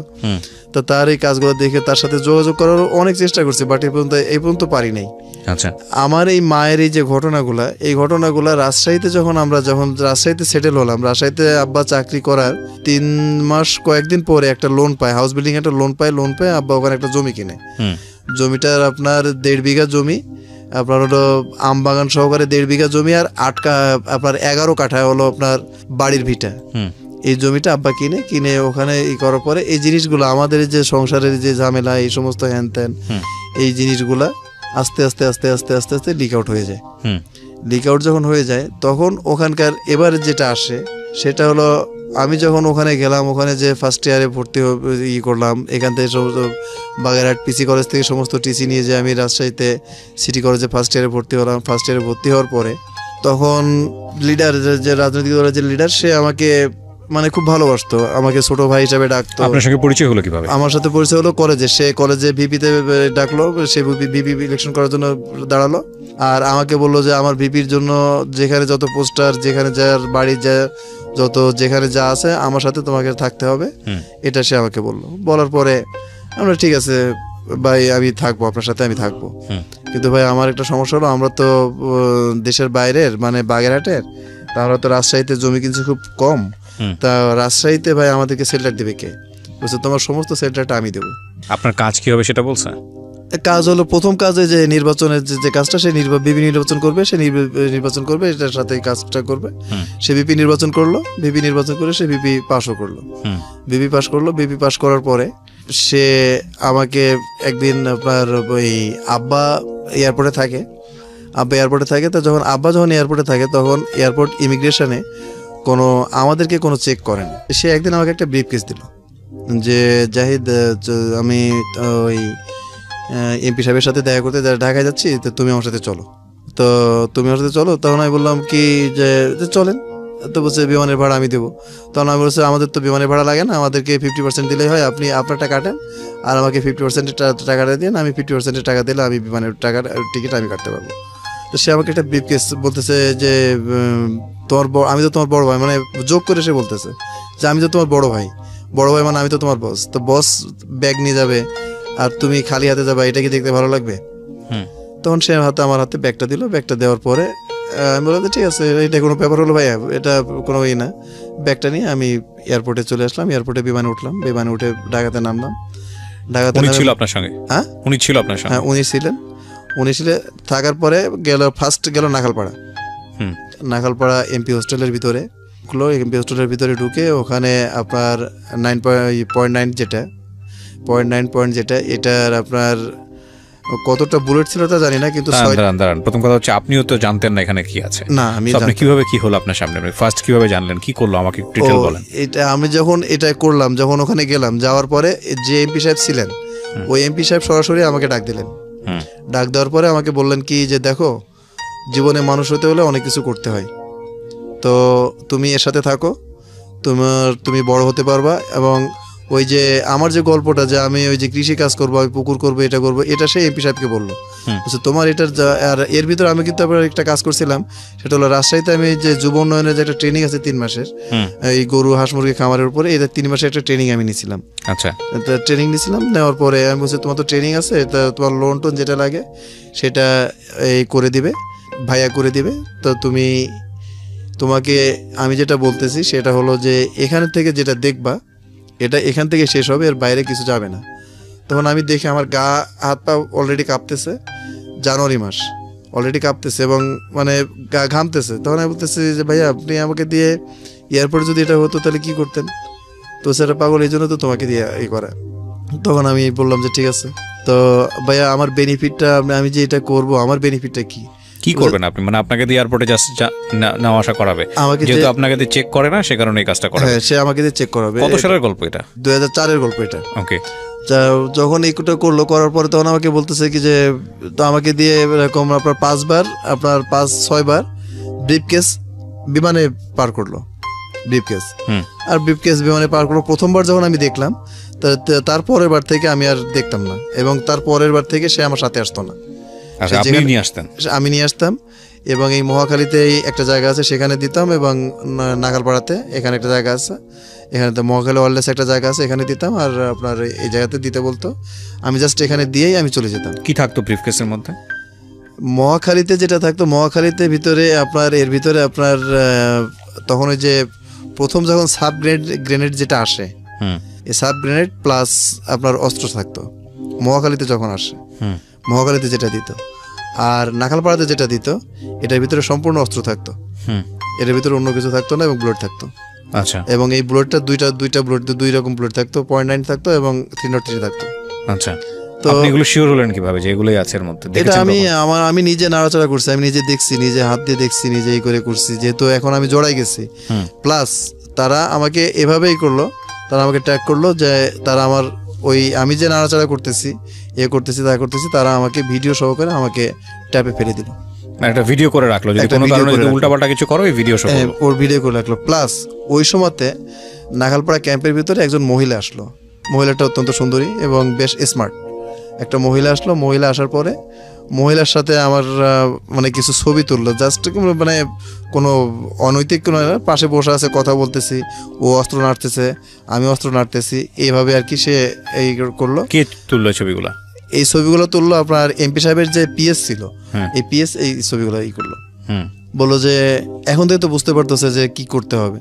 তখন আমি সরাসরি আমার ওই ডিপি ফোন করলাম যে, ভাইয়া আমাকে এটাই কি আমাকে পুকুর করলেন, যে পুকুরে আমি ডুবে মরবো? তো বলছে, তুমি এবারে ফিরে আসো, এরপরে আর তোমাকে আর করতে হবে না, আমি তোমার সমস্ত ব্যবস্থা করতেছি। পার ব্রিফকেসে আপনার কত টাকা দিত আপনাকে? আমাকে 30,000 টাকা দিত। একটা ব্রিফকেস পার করে দিত? একটা ব্রিফকেস পার করে 30,000 টাকা দিত। 30,000 টাকার ভিতরে সে আমার এই নাগালপাড়াতে এখানে আসার পর আমার হোটেল মোটেল এগুলা, তারপরে খাওয়া দাওয়া, এগুলোর টাকা কিন্তু সে আমাকে আলাদাভাবে দিত না। এগুলো করতে দেখা যেত যে আমার 10-12 হাজার টাকা, বা আমি যেহেতু দেখতেছি যে আমি প্রতি 30,000 টাকা পাচ্ছি এই বয়সে, আমার টাকা খরচ করতে সমস্যা কোথায়? আরামসে টাকা খরচ করতাম। কিন্তু আমি একটা কাজ করতাম, সেটা হলো কি, যে আমি প্রত্যেকবার আমি যে 6 বার, যে ফার্স্ট প্লেনে যে 6 বার আসছি, 6 বার আমি 9টা ছাগল কিনছিলাম। আচ্ছা। 9টা ছাগল কিনে আমি 9টা ছাগল আপনার মানুষকে যে রাখালি বলে বা আদি যেটা বলে, অর্ধেক ভাগে, এটা আমি দিয়ে দিয়েছিলাম। সেই ছাগল থেকে এখন মোটামুটি আমার 17টা ছাগল হয়েছে এখন। তারপর যাই হোক, এটা করার পরে এই পর্ব চলে গেল। এই পর্ব চলে যাওয়ার পরে আপনার বিমানবন্দরে স্ক্যান মেশিন নিয়ে আসলো।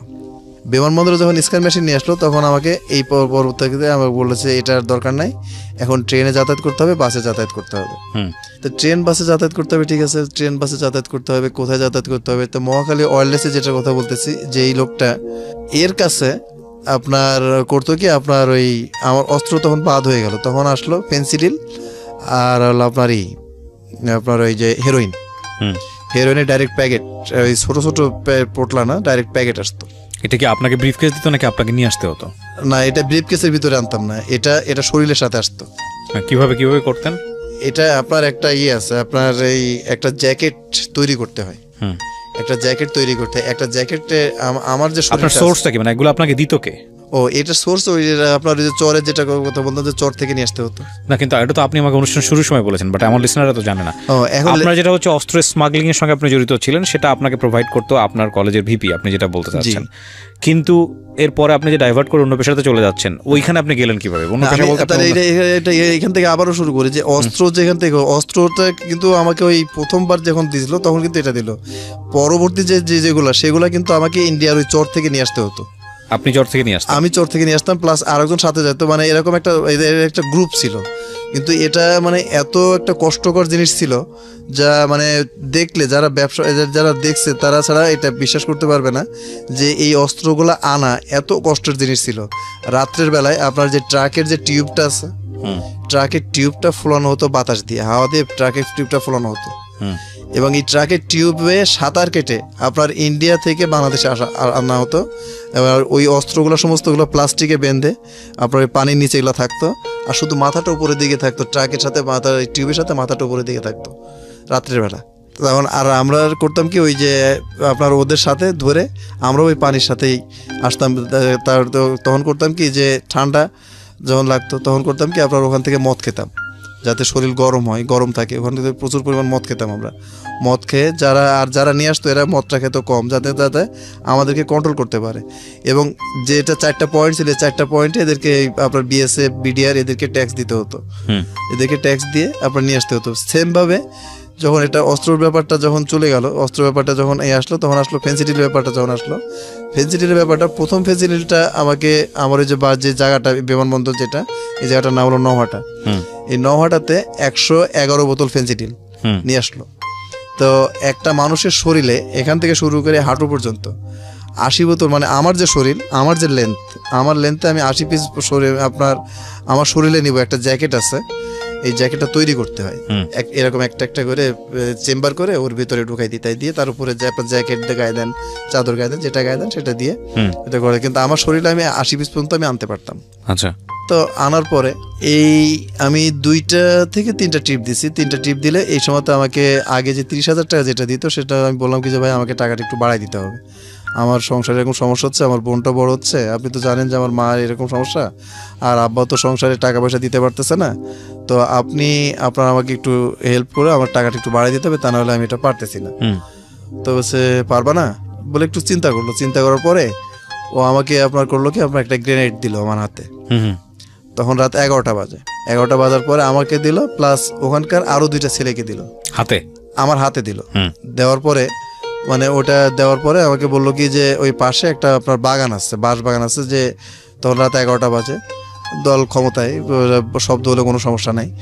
তো যাওয়ার পরে বললো কি যে তোমরা এটা একটু এটা একটু দেখো তো যে এটা ঠিক আছে কিনা, এটা বাঁশ বাগানের ভিতরে একটু টেস্ট করবা।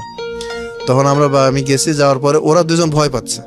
ওরা 2জন ভয় পেলে আমি জাস্ট যেভাবে কিটা খুলতে হয়, কিটা আমি খুললাম। কিটা খোলার মানে আল্লাহ আমাকে অনেক বাঁচাই দিয়েছিল। আমি কি খোলার সাথে সাথে আমার হাত থেকে ছিটে চলে গেছে। মানে আমার হাত থেকে ছুটে যেয়ে আপনার বাঁশ বাগানের ভিতরে লাগছে। বাঁশ বাগানের ভিতরে লাগে 11টা বাঁশ। 11টা বাঁশের গোড়া একদম মনে হচ্ছে যে পাউডারের মতো হয়ে গেছে। তখন ওই শব্দ শুনে ওই বাঁশের মালিক হিন্দু ও চলে আসছে। আসার পরে কি ব্যাপার, তোমরা এত রাত্রে শব্দ হলো, তোমরা কি করতেছো? তখন আমার সাথে যারা 2জন ছিল, এদের হাতে রামদা ছিল। তাই এরা বললো তুই বাড়ি যাবি না, এখানে মরবি। তাই ওই ভয়ে হিন্দু মানুষ চলে গেল। চলে যাওয়ার পরে পরের দিন সকালবেলা চেয়ারম্যানের কাছে যে বলতে যাচ্ছে, তখনও তারা থ্রেট দিল যে দেখ এগুলো যদি করিস তাহলে কিন্তু তোর অনেক বড় সমস্যা হবে। সে চেয়ারম্যানকে আর কিছু বললো না, কিন্তু চেয়ারম্যানকে না বলার পরও যে কোনোভাবে অন্য কোনো মাধ্যমে চেয়ারম্যান পরে জানতে পারলো যে এরা এই কাজ করছে, এই কাজ হয়েছে, এটাই হয়েছে। তখন চেয়ারম্যানও দলীয়, চেয়ারম্যানও কিছু মানে ওই সেই ভিপির বাইরে কিছু না, এমপির বাইরেও সে কোনো কথা বলতে পারবে না, সেও দলীয়। সে চেয়ারম্যান বললো কি যে পাগলা এই কাজগুলো কি করতে হয়, তা বাড়ির কাছে করা লাগে, এগুলো তো পুকুরের ভিতরেও করা যায়, পুকুরে তো একটু বিলের ভিতরেও তো করা যায়, বাড়ির কাছে করছো কেন? এটা গেল। এটা যাওয়ার পরে এটা লাস্ট মানে সবচেয়ে এটা যেটা সেটা হলো মানে আমি যখন ওকে টাকার কথা বললাম যে ভাই আমার টাকাটা একটু বাড়াই দেন, তা নাহলে তো আমি পারতেছি না, আর কলেজ করতেও সমস্যা হচ্ছে, লেখাপড়ারও সমস্যা হচ্ছে, আমি তো কলেজে তো আমি পাশ করতে আমার তো সমস্যা হবে। তখন ফার্স্ট ইয়ারে ইন্টার পরীক্ষার ফাইনাল ইয়ার চলে আসলো। ফাইনাল ইয়ার আসলে আমার একটা ফ্রেন্ড ছিল, নাম ছিল হলো শরীফ, আর আরেকজনের নাম হলো সুমন। এরা 2জন প্লাস আমি, আমরা খুব ক্লোজ ফ্রেন্ড ছিলাম। তাই এরা 2জন করলো কি আপনার একসাথে পরীক্ষা দিল, আমরা একসাথে ইন্টার পরীক্ষা দিলাম। পরীক্ষা দেওয়ার সময়তে সময়তে ওরা করলো কি, শরীফ নামে যে ছেলেটা, এই ছেলেটাকে আপনার এক্সপেল করলো, সে নকল করার জন্য এক্সপেল করলো। এক্সপেল করার সময় ওই সময়তে আপনার শিক্ষামন্ত্রী যে ছিল, ওই সময়তে হেলিকপ্টার নিয়ে আমাদের ওই সেন্টারে সে গেছিল। সে যে যাবে এটা কেউ জানতো না। সে ওখানে যাওয়ার পরে ওখানকার সিচুয়েশন দেখে এক্সপেল করলো। যখন এক্সপেল করার পরে ওই প্রিন্সিপালের কানের উপরে একটা চড় মারছিল, জোরে একটা চড় মারছিল এবং কান থেকে রক্ত পড়ছিল। তো যাই হোক, ওখান থেকে নামার পরে ওখান থেকে করার পরে এক্সপেল যখন করলো, তখন আমরা 3জন 3 রুমে পড়ছিলাম। আমাকে বললো কি যে এরকম ব্যাপার, আমি নকল করি নাই কিন্তু আমাকে এক্সপেল করছে। এই জিনিসটা আবার ওই যে ভিপি যে লিডার, যে আমি তার নামটা বলতে চাচ্ছি না, সেই লিডারকে যখন লিডারের কানে যখন গেলো, লিডার এটাকে আবার নতুন ইস্যু তৈরি করলো আমাকে দিয়ে। নতুন ইস্যু তৈরি করলো কিভাবে, যে বললো কি যে তোমার কাছেই আছে না, তোমার কাছে 6টা ককটেল আছে না, তখন গ্রেনেড বাদ, তখন তোমার কাছে 6টা ককটেল আছে না, বলছে হ্যাঁ আচ্ছা, বলছে ওইটা নিয়ে আসো। নিয়ে আসলাম, তো নিয়ে আসার পরে তো বলছে ভাই এটা কী করতে হবে, বলছে যেখানে তোমার বন্ধুরা পাস করতে পারে নাই, তুমি ই করতে পারো নাই, তাহলে এখানে তো তুমি কি করবে এখন তুমি চিন্তা করো। তাই বলে ওরা তখন আমাকে বললো কি যে ভাই তাহলে কী করবো, তো এটা এনে এটা এখানে চার্জ করবা।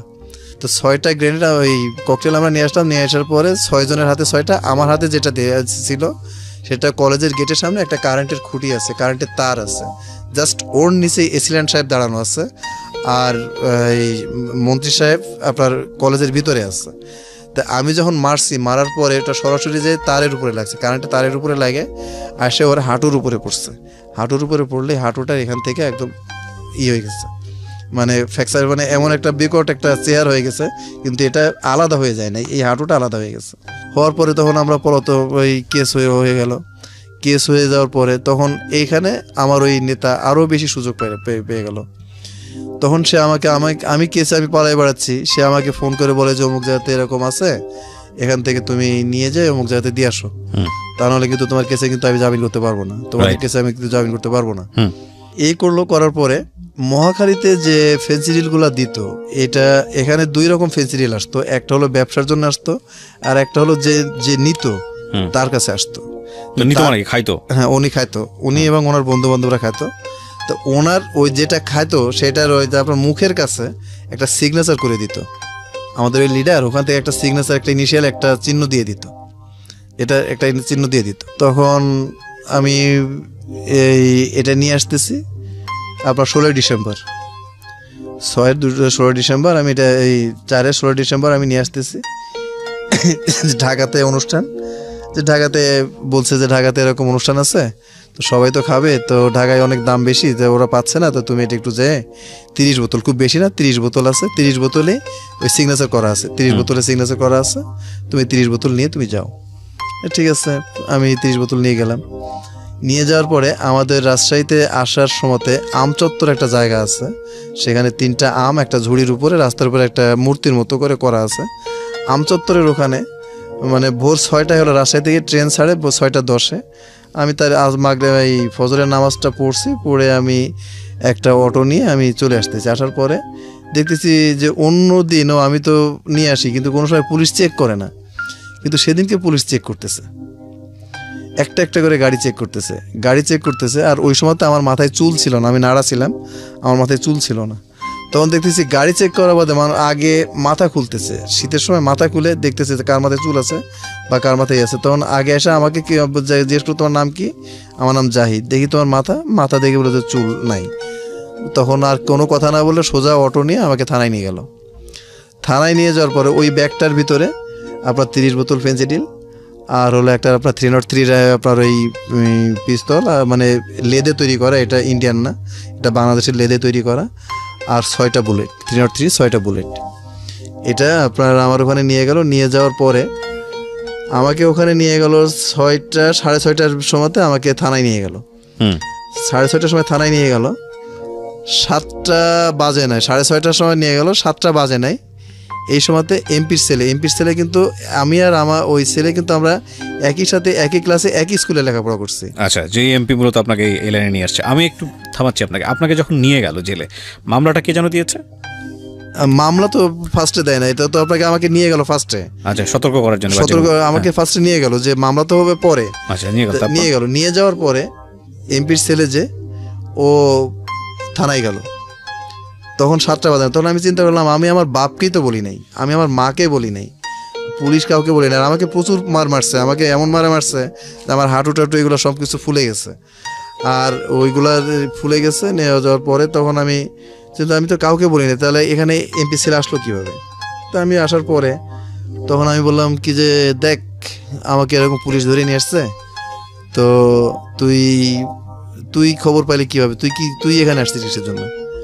তখন ও আমাকে উত্তর দিল কি যে দেখ এটা থানা, এখানে তুই করে কথা বলবি না। অথচ সে আমার ক্লাস ফ্রেন্ডস, প্রথম থেকেই সে আমার সাথে তুইমি করে কথা বলে, আমি তার সাথে তুইমি করে কথা বলি, অথচ সেদিনকে সে থানার ভিতরে বলতেছে যে এটা থানা, এটা তুইমি করে কথা বলবি না। তখন আমি ওকে স্যার বললাম না, বস বললাম, যে বস ঠিক আছে, আমার ভুল হয়ে গেছে, তো এটা কি ঠিক করলেন? তো শুধু এটা বলার পরে ও বলছে ঠিক বেঠিক সেটা পরে বুঝবি।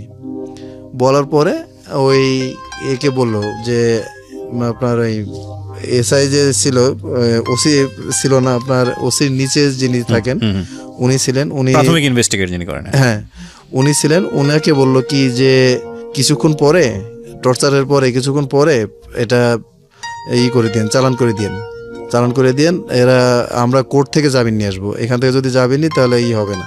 তখন আমি চিন্তা করলাম কি যে আমার এগুলো নিচ্ছে, নেওয়ার পরে আমাকে কোর্ট থেকে জামিন দিতে হবে। আমি কোর্টে গেলাম, কোর্ট থেকে 4 দিন পরে আমার আব্বা আপনার অনেক কষ্ট করে এই ঢাকা হাইকোর্ট থেকে মানে অনেক ঘোরাঘুরির পরে মানে ঢাকাতে আসলো 4 দিন পরে, 16 দিন পরে আমার জামিন হলো। ওরা আমার জামিন করলো না, ওরা জামিন না করে আব্বা জামিন করলো। প্লাস ওই লিডার আব্বাকে শুধু পথটা দেখাই দিয়েছিল যে এখানে যান, এখানে গেলে এটা হবে। এমপি ফোন ধরে না, এমপির ছেলে ফোন ধরে না, চেয়ারম্যান ফোন ধরে না, কেউ ফোন ধরে না। তো ইন দ্য মিন টাইমে আমি যে জেল থেকে বের হলাম। জেল থেকে বের হলে লিডার যেখানে বসে, ওরা ওদের ওখানে একটা চেম্বার, ওই চেম্বারে বসে ওরা ফুর্তি টুর্তি এগুলো করে, আপনার এই মদ জুয়া হ্যান ত্যান এগুলা সবসময় এগুলো চলে। আর উনি হলো এই যে ডিভিশনাল ল্যান্ড অডিট অফিসার, ওনার অনেক ক্ষমতা, ওনার অনেক টাকা, এবং আপনার আমাদের ওই এলাকাতে সে এখন একটা মুরগির দিচ্ছে, আপনার খামার করছে, যে মুরগির ওষুধ যেগুলো সেটা টোটালটাই সে সাপ্লাই দেয়, এবং সে যথেষ্ট মানে কয়েক কোটি টাকার মালিক সে এখন। অথচ আমি যখন আমার সাথে যখন সে করে, তখন সে কোটি তো দূরের কথা, তার লাখ টাকাও তার কাছে ছিল না। যাই হোক, এটা করলাম, করার পরে আমার হঠাৎ প্রস্তাব লাগলো যে আমি করি। তখন আমি ভাইয়াকে বললাম কি যে ভাইয়া আপনারা আলাপ করেন, আমি একটু প্রস্তাব করে আসি।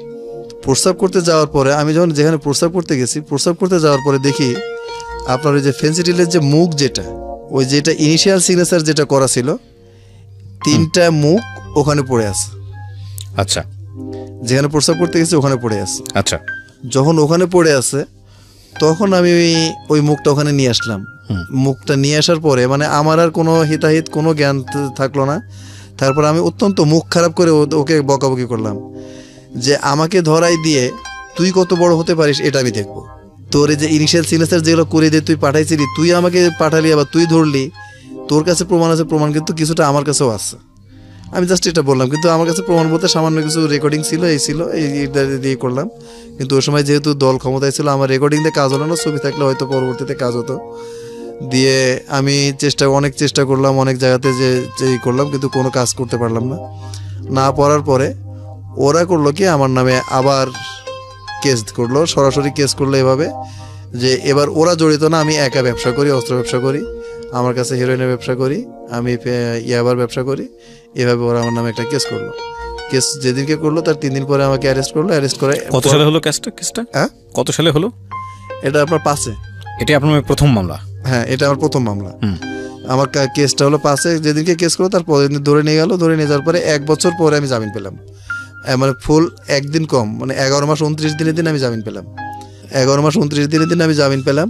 জামিন পাওয়ার পরে তারপরেও সে জামিনটা পেয়েছিলাম। ঢাকার একটা লোক ছিল, এই ঢাকার একটা লোক মানে আমার এই সমস্ত কাহিনীগুলো শুনে সে ওই রাজশাহীতে বেড়াতে যেয়ে যে কোনো একটা কারণবশত আপনার অ্যারেস্ট হয়েছিল।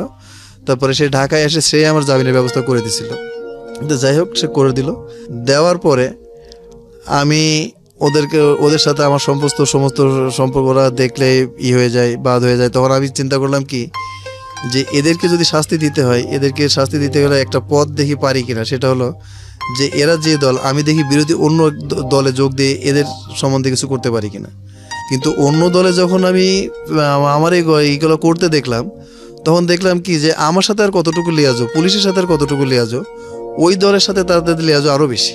মানে তারা আমাকে সাহায্য করা বাদে বরঞ্চ তাদেরকে কাছে যদি আমি কিছু বলি বরঞ্চ তার কানে চলে যাবে, এরকম একটা অবস্থা।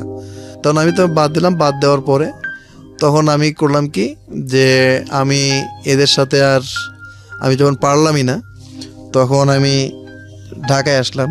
যে ঢাকায় আসার পরে আমি বিজিএমইতে একটা কোর্স করলাম। আমার হাইকোর্টের জামিন হলো, আমার অস্ত্র মামলা এবং ফেন্সিডিলের মামলাতে আমার হাইকোর্টে জামিন হলো। জামিন হওয়ার পরে আমি যখন ওই যে ওদের সিগনেচার করা বদল পেলাম তখন আমি বুঝতে পারলাম যে এমপি পুত্র এবং ওই লিডার এরাই আমাকে এই কাজটা করেছে এবং পুলিশও এই কাজ করছে। পুলিশকে তখন আমি একটু করলাম যে স্যার আমার জীবনটাকে এভাবে ধ্বংস করেন না, আমার তো স্যার পড়াশোনার সমস্যা হবে, তাই এটা একটু স্যার যেভাবে ব্যবস্থা করতে হবে। তখন আমাকে সে বললো কি যে তুই এলাকাতে থাকিস না, তোর পিছনে কিন্তু অনেক সমস্যা। এই কথাটা বলে আমাদের বাড়িতে যাওয়ার আগে ছোট্ট একটা খাল ক্যানাল আছে, এখানে একটা ব্রিজ আছে, এই ব্রিজের উপরে আপনার 6-7 জন দেখি দাঁড়ায় আছে। আচ্ছা, এই 6-7 জন মিলে করলো কি আমাকে ফার্স্টে ডাক দিল জাহিদ। আমি মোটরসাইকেল চালাই নিয়ে যাচ্ছিলাম, ওখানে একটা মোটরসাইকেল ছিল, যে আমার একটা গাড়ি ছিল, মোটরসাইকেল যে আমি জামিন নিয়ে আসছি, তাই বাড়িতে তো খুশিতে যে আমি একটু বাড়ি থেকে মোটরসাইকেলে দেখা করে আসি। তখন বলছে জাহিদ দাঁড়া। তখন আমি তখন বলছি কি দুলাল, তখন বলছে দুলাল বলিস না। এই কথা বলার পরে স্যার ওরা আমাকে স্টেপ করলো স্যার। ও মাই গড স্যার, এখান থেকে আমার এই সাইড থেকে স্যার বডি বের হয়ে গেছিল এখান থেকে। মাই গুডনেস, আমি ছবিটা দিব ফেসবুকে প্রিয় শ্রোতা স্যার আপনাদের দেখার জন্য। এখান থেকে স্যার আমার হয়ে গেছে। আমি স্যার একটু দাঁড়াই। শিওর। আমি আপনাকে বসতে বলবো কারণ মাইক্রোফোনে পাচ্ছি না, আমি আপনি দাঁড়িয়ে দিয়ে দেখাচ্ছেন আমাকে। আমি যে ছবিগুলো উনি দেখাচ্ছেন প্রিয় শ্রোতা, ঠিক আছে আমি কিছু স্ন্যাপ তুলে রাখবো, আপনি গল্পটা করেন। আমি ছবিটা এখান থেকে স্যার আমার বের হয়ে গেছিল স্যার। এখান থেকে যাওয়ার পরে স্যার পড়ে গেলাম। পড়ে যাওয়ার পরে স্যার আমাকে এখানে একটা কোপ দিচ্ছে স্যার, যে টেস্টিকল যেটা স্যার, টেস্টিকল কিন্তু স্যার কাটা। ও ভয়ঙ্কর ভয়ঙ্কর। আমি ছবিগুলো দেখাচ্ছি, দেখেন একটা মানুষের কোথা থেকে কোথায় চলে যায়। আচ্ছা, মানে আপনাকে মেরে ফেলার জন্য ওরা করলো কি ব্রিজের পর থেকে আমাকে নিচে ফেলে দিল। নিচে ফেলে দেওয়ার পরে একটা কুকুর স্যার, আমার বাসার একটা কুকুর, আমাদের বাসায় একটা কুকুর বারবার করে এই কুকুরটা করতেছে মাইক্রোফোনের সামনে, বারবার করে কুকুরটা আমার কাছে আসতেছে। ওরা আমাকে মেরে ওরা ওই খালের ভিতরে ফেলে দিয়েছে। ধারণা হয়ে গেছে ওরা আপনি মারা গেছে। আচ্ছা, এবার স্যার এই যে পিছনে যে কোপটা দিছে এটা হলো সবচেয়ে বেশি সিরিয়াস ছিল। এটা হাই এখানে এটা টেস্টিকল যেটা। ওকে ওকে। তো দেওয়ার পরে স্যার এটা করার পরে ওরা জানে যে মারা গেছে। তখন ওরা এই কুকুরটা স্যার বারবার করে আমার কাছে আসতেছে, ঘেউ ঘেউ করে ডাকতে করতেছে, আর আমার বাসায় চলে যাচ্ছে। তখন মানুষ লাঠি নিয়ে বের হয়েছে, কি ব্যাপার কুকুর তো হবে, তো ডাকে না। আসে দেখে যে ওখান থেকে রক্ত দেখা যাচ্ছে, কিন্তু আমাকে দেখা যাচ্ছে না। কচুরি পানার ভিতরে আমি পড়ে গেছি। ওখান থেকে তুলে নিয়ে সাথে ওখান থেকে তুলে নিয়ে তখন যে সেই ছিল ওই আমাদের বাসার কাছে একটা আপনার স্বাস্থ্য কমপ্লেক্স ছিল, হেলথ কমপ্লেক্সের যে অ্যাম্বুলেন্সে করে আমাকে রাজশাহী মেডিকেলে নিয়ে আসলো। রাজশাহী মেডিকেলে আনলে রাজশাহী মেডিকেলে এমপি সাহেব ফোন করলো, ওকে যেন রাজশাহী মেডিকেলে ভর্তি করা না হয়। সাথে ওই অবস্থাতে আমাকে ঢাকায় নিয়ে আসা হলো স্যার। ঢাকায় নিয়ে আসে স্যার, ঢাকাতে আমাকে নিয়ে আসলো। ঢাকায় নিয়ে এসে ঢাকা সরোয়ার্দিতে ভর্তি করলো স্যার। ঢাকা সরোয়ার্দিতে ভর্তি করার পরে এরা করলো কি স্যার, মানে আমার জীবনের স্যার সবচেয়ে বড় কষ্ট যেটা স্যার, যেই এই কষ্টটা স্যার আমি কোনোভাবে আমি করতে পারতেছি না, সেটা হলো স্যার আমার যে ব্লিডিংটা হয়েছিল। আমার ব্লিডিংটা হওয়ার পরে স্যার এরা যে আমাকে এখান থেকে যে ব্লাডটা আমাকে দিল, এই ব্লাডটা স্যার টেস্ট করছিল না। এই ব্লাডটা স্যার ছিল থ্যালাসেমিয়া ভাইরাস। ওহো। এখন স্যার আমি থ্যালাসেমিয়া ভাইরাস নিয়ে ঘুরতেছি স্যার। প্রতি 3 মাস পর স্যার আমার রক্তর সমস্যা হয়, প্রত্যেক পশমের গোড়া থেকে রক্ত বের হয়, প্লাস প্রত্যেক শরীর থেকে রক্ত, মুখ থেকে রক্ত বের হয়। এরকম যখন দেখে স্যার, আমি যখন অফিসে যখন এরকম করি, একটা অফিস দেখে স্যার কতদিন তারা সহ্য করবে, তারা তখন স্যার আমাকে আর চাকরিতে রাখে না। আচ্ছা আচ্ছা। তারপর স্যার আমি বাংলাদেশে খুব ভালো একটা তিব্বত গ্রুপের একটা ভালো একটা ফ্যাক্টরিতে চাকরি নিয়েছিলাম। নিয়ে যাওয়ার পর যখন ওরা 2-3 বার স্যার এরকম দেখলো, দেখার পরে স্যার ওনাকে আমাকে কিছু সাহায্য তুলে দিল। ওদেরও স্যার একটা আইডিয়া ছিল না যে এই জিনিসটা এরকম হয়। কিন্তু এই থ্যালাসেমিয়ার রোগের চিকিৎসা একমাত্র স্যার সিঙ্গাপুরে হয়, এবং সেটা প্রায় মানে 90 থেকে 95 লক্ষ টাকা দরকার স্যার। এটা 90 থেকে 95 লক্ষ টাকা দরকার। তখন তো স্যার তারা যেহেতু চাঁদা তুলছে, তারা আমাকে চাঁদা তুলে স্যার 1,20,000 টাকা দিছিল। 1,20,000 টাকা এখনো স্যার ওই অবস্থাতে আমি স্যার এই যে আমার কাছে চেক বই আছে, এখনো পর্যন্ত স্যার আমি সেই 1,20,000 টাকা এখনো আমার ব্যাংকে আছে। আমি একটা টাকাও স্যার সেখান থেকে খরচ করি নাই। এটা না করার পরে স্যার যখন আমি এটা করার পরে স্যার আমার আর কোনো পথ যখন থাকে না, 3 মাস পর আমি অসুস্থ হয়ে যাই। আমার ছোট বোনটাকে আমি পারি না, আমার ফুপুটা অসুস্থ হয়ে যায় স্যার। মানে আপনার ওই ব্লাড দেওয়ার পরেই মূলত এই ঘটনাটা ঘটে? হ্যাঁ, ব্লাড দেওয়ার পরে স্যার এই যে স্যার এটা দেখেন, এটা হলো স্যার ঠিক আছে, আমি আর জানতে চাচ্ছি না, পরের সামনের দিকে আগান। তারপরে কি হলো? এটাই স্যার, এটা যে আমার ফুফু স্যার হেপাটাইটিস বি এর রোগী। এখন স্যার যখন আমি চাকরি পালাম না, ওখান থেকে আসলাম। ওখান থেকে আসার পরে স্যার আসলে আমার বাসা যেখানে স্যার নিচে আমার স্যার, আর এর ভিতরে আরেকটা হলো যে রাজশাহীর যে বাড়ি ঘর যেগুলো, সেগুলো স্যার 4টা রুম, আর ওই যে জমি আমরা স্যার বছর চুক্তি দিয়ে দিচ্ছি, 4টা রুম ভাড়া দিয়ে আমরা স্যার ঢাকায় চলে আসছি। আসার পরে স্যার 11ই জানুয়ারি স্যার 17 সাল স্যার আমি NEET Asia garments, new Asia group, NEET Asia garments আসলে হামিম গ্রুপের অপোজিটে আমি স্যার একটা চাকরি নিলাম। আমি চাকরি নেওয়ার পরে ওই সেম স্যার একই ঘটনা যখন ঘটার পরে আমি চাকরিটা ওখানে খুব সুন্দর করে করতেছিলাম, জীবিকাতে চাকরি করতেছিলাম। করার পরে আপনার আমাকে যথেষ্ট হেল্প করে এবং যথেষ্টভাবে করার পরে স্যার আমাকে যে সুস্থ অসুস্থতা সেটা আমি স্যার ওদেরকে বলি যে স্যার আমার এই সমস্যাটা আছে, আমাকে স্যার 1 দিন থেকে 2 দিন ছুটি দিলে, শুধু ব্লাডটা চেঞ্জ করলে আমার স্যার 3 মাস পরে আমার 2 দিন বা 1 দিন ছুটি লাগবে স্যার। তখন নিট এশিয়া কোম্পানির মতি চৌধুরী উনি আমাকে বললেন যে ঠিক আছে তোমাকে এটা করা যাবে, এটা কোনো সমস্যা নেই। কিন্তু স্যার এর ভিতরে হলো কি আমার ওই যে কেসের যে ডেট, আমি একটা হাজিরা দিতে রাজশাহী গেলাম, রাজশাহী গেলে স্যার আমার বিল বর্ণ আমার কেটে দিল, আমাকে আমার জেলখানে আটকাই দিল। আচ্ছা, জেলখানে আটকাই দিলে স্যার আমার চাকরি নিট এশিয়া থেকে স্যার চাকরি চলে গেল। স্যার নিট এশিয়া থেকে যখন চাকরি চলে গেল স্যার, চাকরি চলে যাওয়ার পরে এই যে স্যার এই যে কিছুদিন আগে গার্মেন্টসের যে আন্দোলন, এই আন্দোলনের পরে স্যার আমার এই যে আমি কোথাও স্যার চাকরি পাচ্ছি না। আমি স্যার কোয়ালিটি ডিপার্টমেন্টের এমন কোনো জায়গা নেই যে সেখানে আমি চাকরি করতে পারবো না। আমি যখন চাকরি করতে পারতেছি না স্যার, আমার আব্বার ওই যে ড্রাগসের উপরে যেটা আব্বা সংসার খরচ দিতে পারতেছে না স্যার, বাধ্য হয়ে আমি রাস্তায় রাস্তায় স্যার ভিক্ষা করে বেড়াচ্ছি স্যার। আজকে সকালে স্যার আমি যখন বাসা থেকে বের হয়েছি আপনার স্যার এই পর্যন্ত আসা পর্যন্ত স্যার, আমার এই না বানা এই পর্যন্ত আসা পর্যন্ত আমি স্যার 2700 টাকা কালেকশন করছি স্যার। এই মানুষকে দেখায় এই যে স্যার মানুষকে দেখাই এটা করে এই কার্ড প্লাস মেডিকেল সার্টিফিকেট এটা দেখাই স্যার। আমি 9টার সময় বের হয়েছি, বের হয়ে এই পর্যন্ত আসতে চাই স্যার আমার 2700 টাকা আমার পকেটই স্যার সেটা। আমি স্যার এখন মানুষকে স্যার আমি বলতে চাই এতটুকুই। আর এর ভিতরে আরও একটা ছোট আরেকটা মানে শেষ সেটা হলো স্যার, প্রত্যেকটা মানুষের একটা জীবন সঙ্গী লাগে, একজন বিয়ের জন্য একটা লাগে। আমি আপনার কাছে যেটা দেখালাম স্যার, এটা আমার বাচ্চা না, আমার ভাইয়ের বাচ্চা।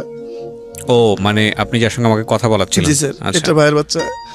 তো আমার বোনকে আমি ওরা সবাই মিলে বললো যে দাদা আব্বার বয়স হচ্ছে, আব্বা যখন বিয়ে করবে না তখন তুই তাহলে বিয়ে কর।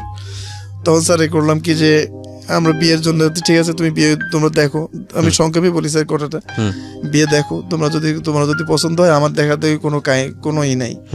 তারপরে স্যার আমি আমাদের স্যার ওই যে গরুটার কথা বললাম, গরুটা আমরা স্যার কাওলাতেই নিয়ে আসছিলাম। আমাদের এই গরুটার স্বভাব ছিল কি স্যার, আমরা এই বাথরুমের ভিতরে এই গরুটাই মানে গোয়ালের ভিতরে গরুটা কোনো সময় পায়খানা প্রস্রাব করতো না, কোনো সময় গোয়ালের ভিতরে করতো না। ওকে যতক্ষণ পর্যন্ত বাইরে না বাইর করবেন ততক্ষণ পর্যন্ত করতো না। এই জন্য খুব ভোরবেলাতে আমাকে করতে হতো। তো আব্বার যখন বিয়ের কথা শুনলো, আব্বা উত্তরখান একটা মেয়েকে দেখলো, দেখে আব্বার পছন্দ হলো, মায়ের পছন্দ হলো, সবার পছন্দ হলো। তো আমি তো বললাম যে তোমাদের পছন্দ আমার পছন্দ, আমার দেখার কিছু নেই এই বলে করলো। সেটা ছিল আপনার 11ই জানুয়ারি, এটাই ছিল 19শে জানুয়ারি হচ্ছে আপনার অনুষ্ঠান হবে সব। 19শে জানুয়ারি দেখাশোনা করতে গেল ওরা 11 জানুয়ারি, ওরা 11 জানুয়ারি যে দেখা করতে যায় 19শে জানুয়ারি ওরা ডেট ঠিক করে আসলো। ডেট ঠিক করে আসার পরে 17ই জানুয়ারি ওই যে মেয়েকে দেখতে গেছিল, ওই মেয়ে সাথে 2টা ছেলে আর একটা মেয়ে, টোটাল 4 জন সিএনজি নিয়ে কাওলা আমার বাসার সামনে, কাওলা সকালবেলায় খুব ভোরবেলায় আমার বাসার সামনে গেছে। বাসার সামনে যেয়ে বলতেছে কি যে ভাই এখানে জাহিদদের বাসা কোনটা? তখন আমার হাতে গরুর দড়ি। তখন আমার একটু স্বাভাবিক আমার একটু হাসি আসতেছে যে জাহিদকে বলতেছে জাহিদদের বাসা কোনটা। তার নামাজটা শেষ হয়েছে এই সময়তে ওখান থেকে পাশ থেকে আর একটা চাচা যাচ্ছে, নাম ছিল কাশেম চাচা। কাশেম চাচাকে জিজ্ঞেস করছে কাকা এখানে জাহিদদের বাসা কোনটা? কাশেম কাকাও হাসতেছে, বলছে রে পাগল তুমি জাহিদকেই বলতেছো জাহিদদের বাসা কোনটা? তাই বলে ওটা করে দিল। দেওয়ার পরে বলছে ভাই আপনার সাথে আমার কিছু কথা আছে, আপনি তো হাসতেছেন, আপনার সাথে আমার কিছু কথা আছে, তো আপনি কি শুনতে পারবেন? তাই বলছে হ্যাঁ বলেন। তো আপনি কি জানেন যে আপনার সাথে আমার বিয়ে ঠিক হয়েছে? তো বলছি যে এতদিন জানতাম যে ছেলেরা দেখতে যায় মেয়ে বাড়ি, আর মেয়েরাই বিয়ের আগে ছেলে বাড়ি দেখতে আসলো, আমি কি কোনো অপরাধ করছি? তখন আমাকে সরাসরি একদম বাংলা ভাষায় সে বললো যে ভাই দেখেন আপনি আমাকে বিয়ে করেন না, এই যে গাড়ির ভিতরে যে ছেলেটা আছে এই ছেলেটা তার সাথে আমার সম্পর্ক, আমার শরীর মন আমি সব কিছু তাকে দিয়ে দিচ্ছি। আপনি যদি বিয়ে করেন তাহলে হয় রাত্রে আমাকে সুইসাইড করতে হবে, তাহলে আমাকে পালাতে হবে। এই কথা বলে সে করলো।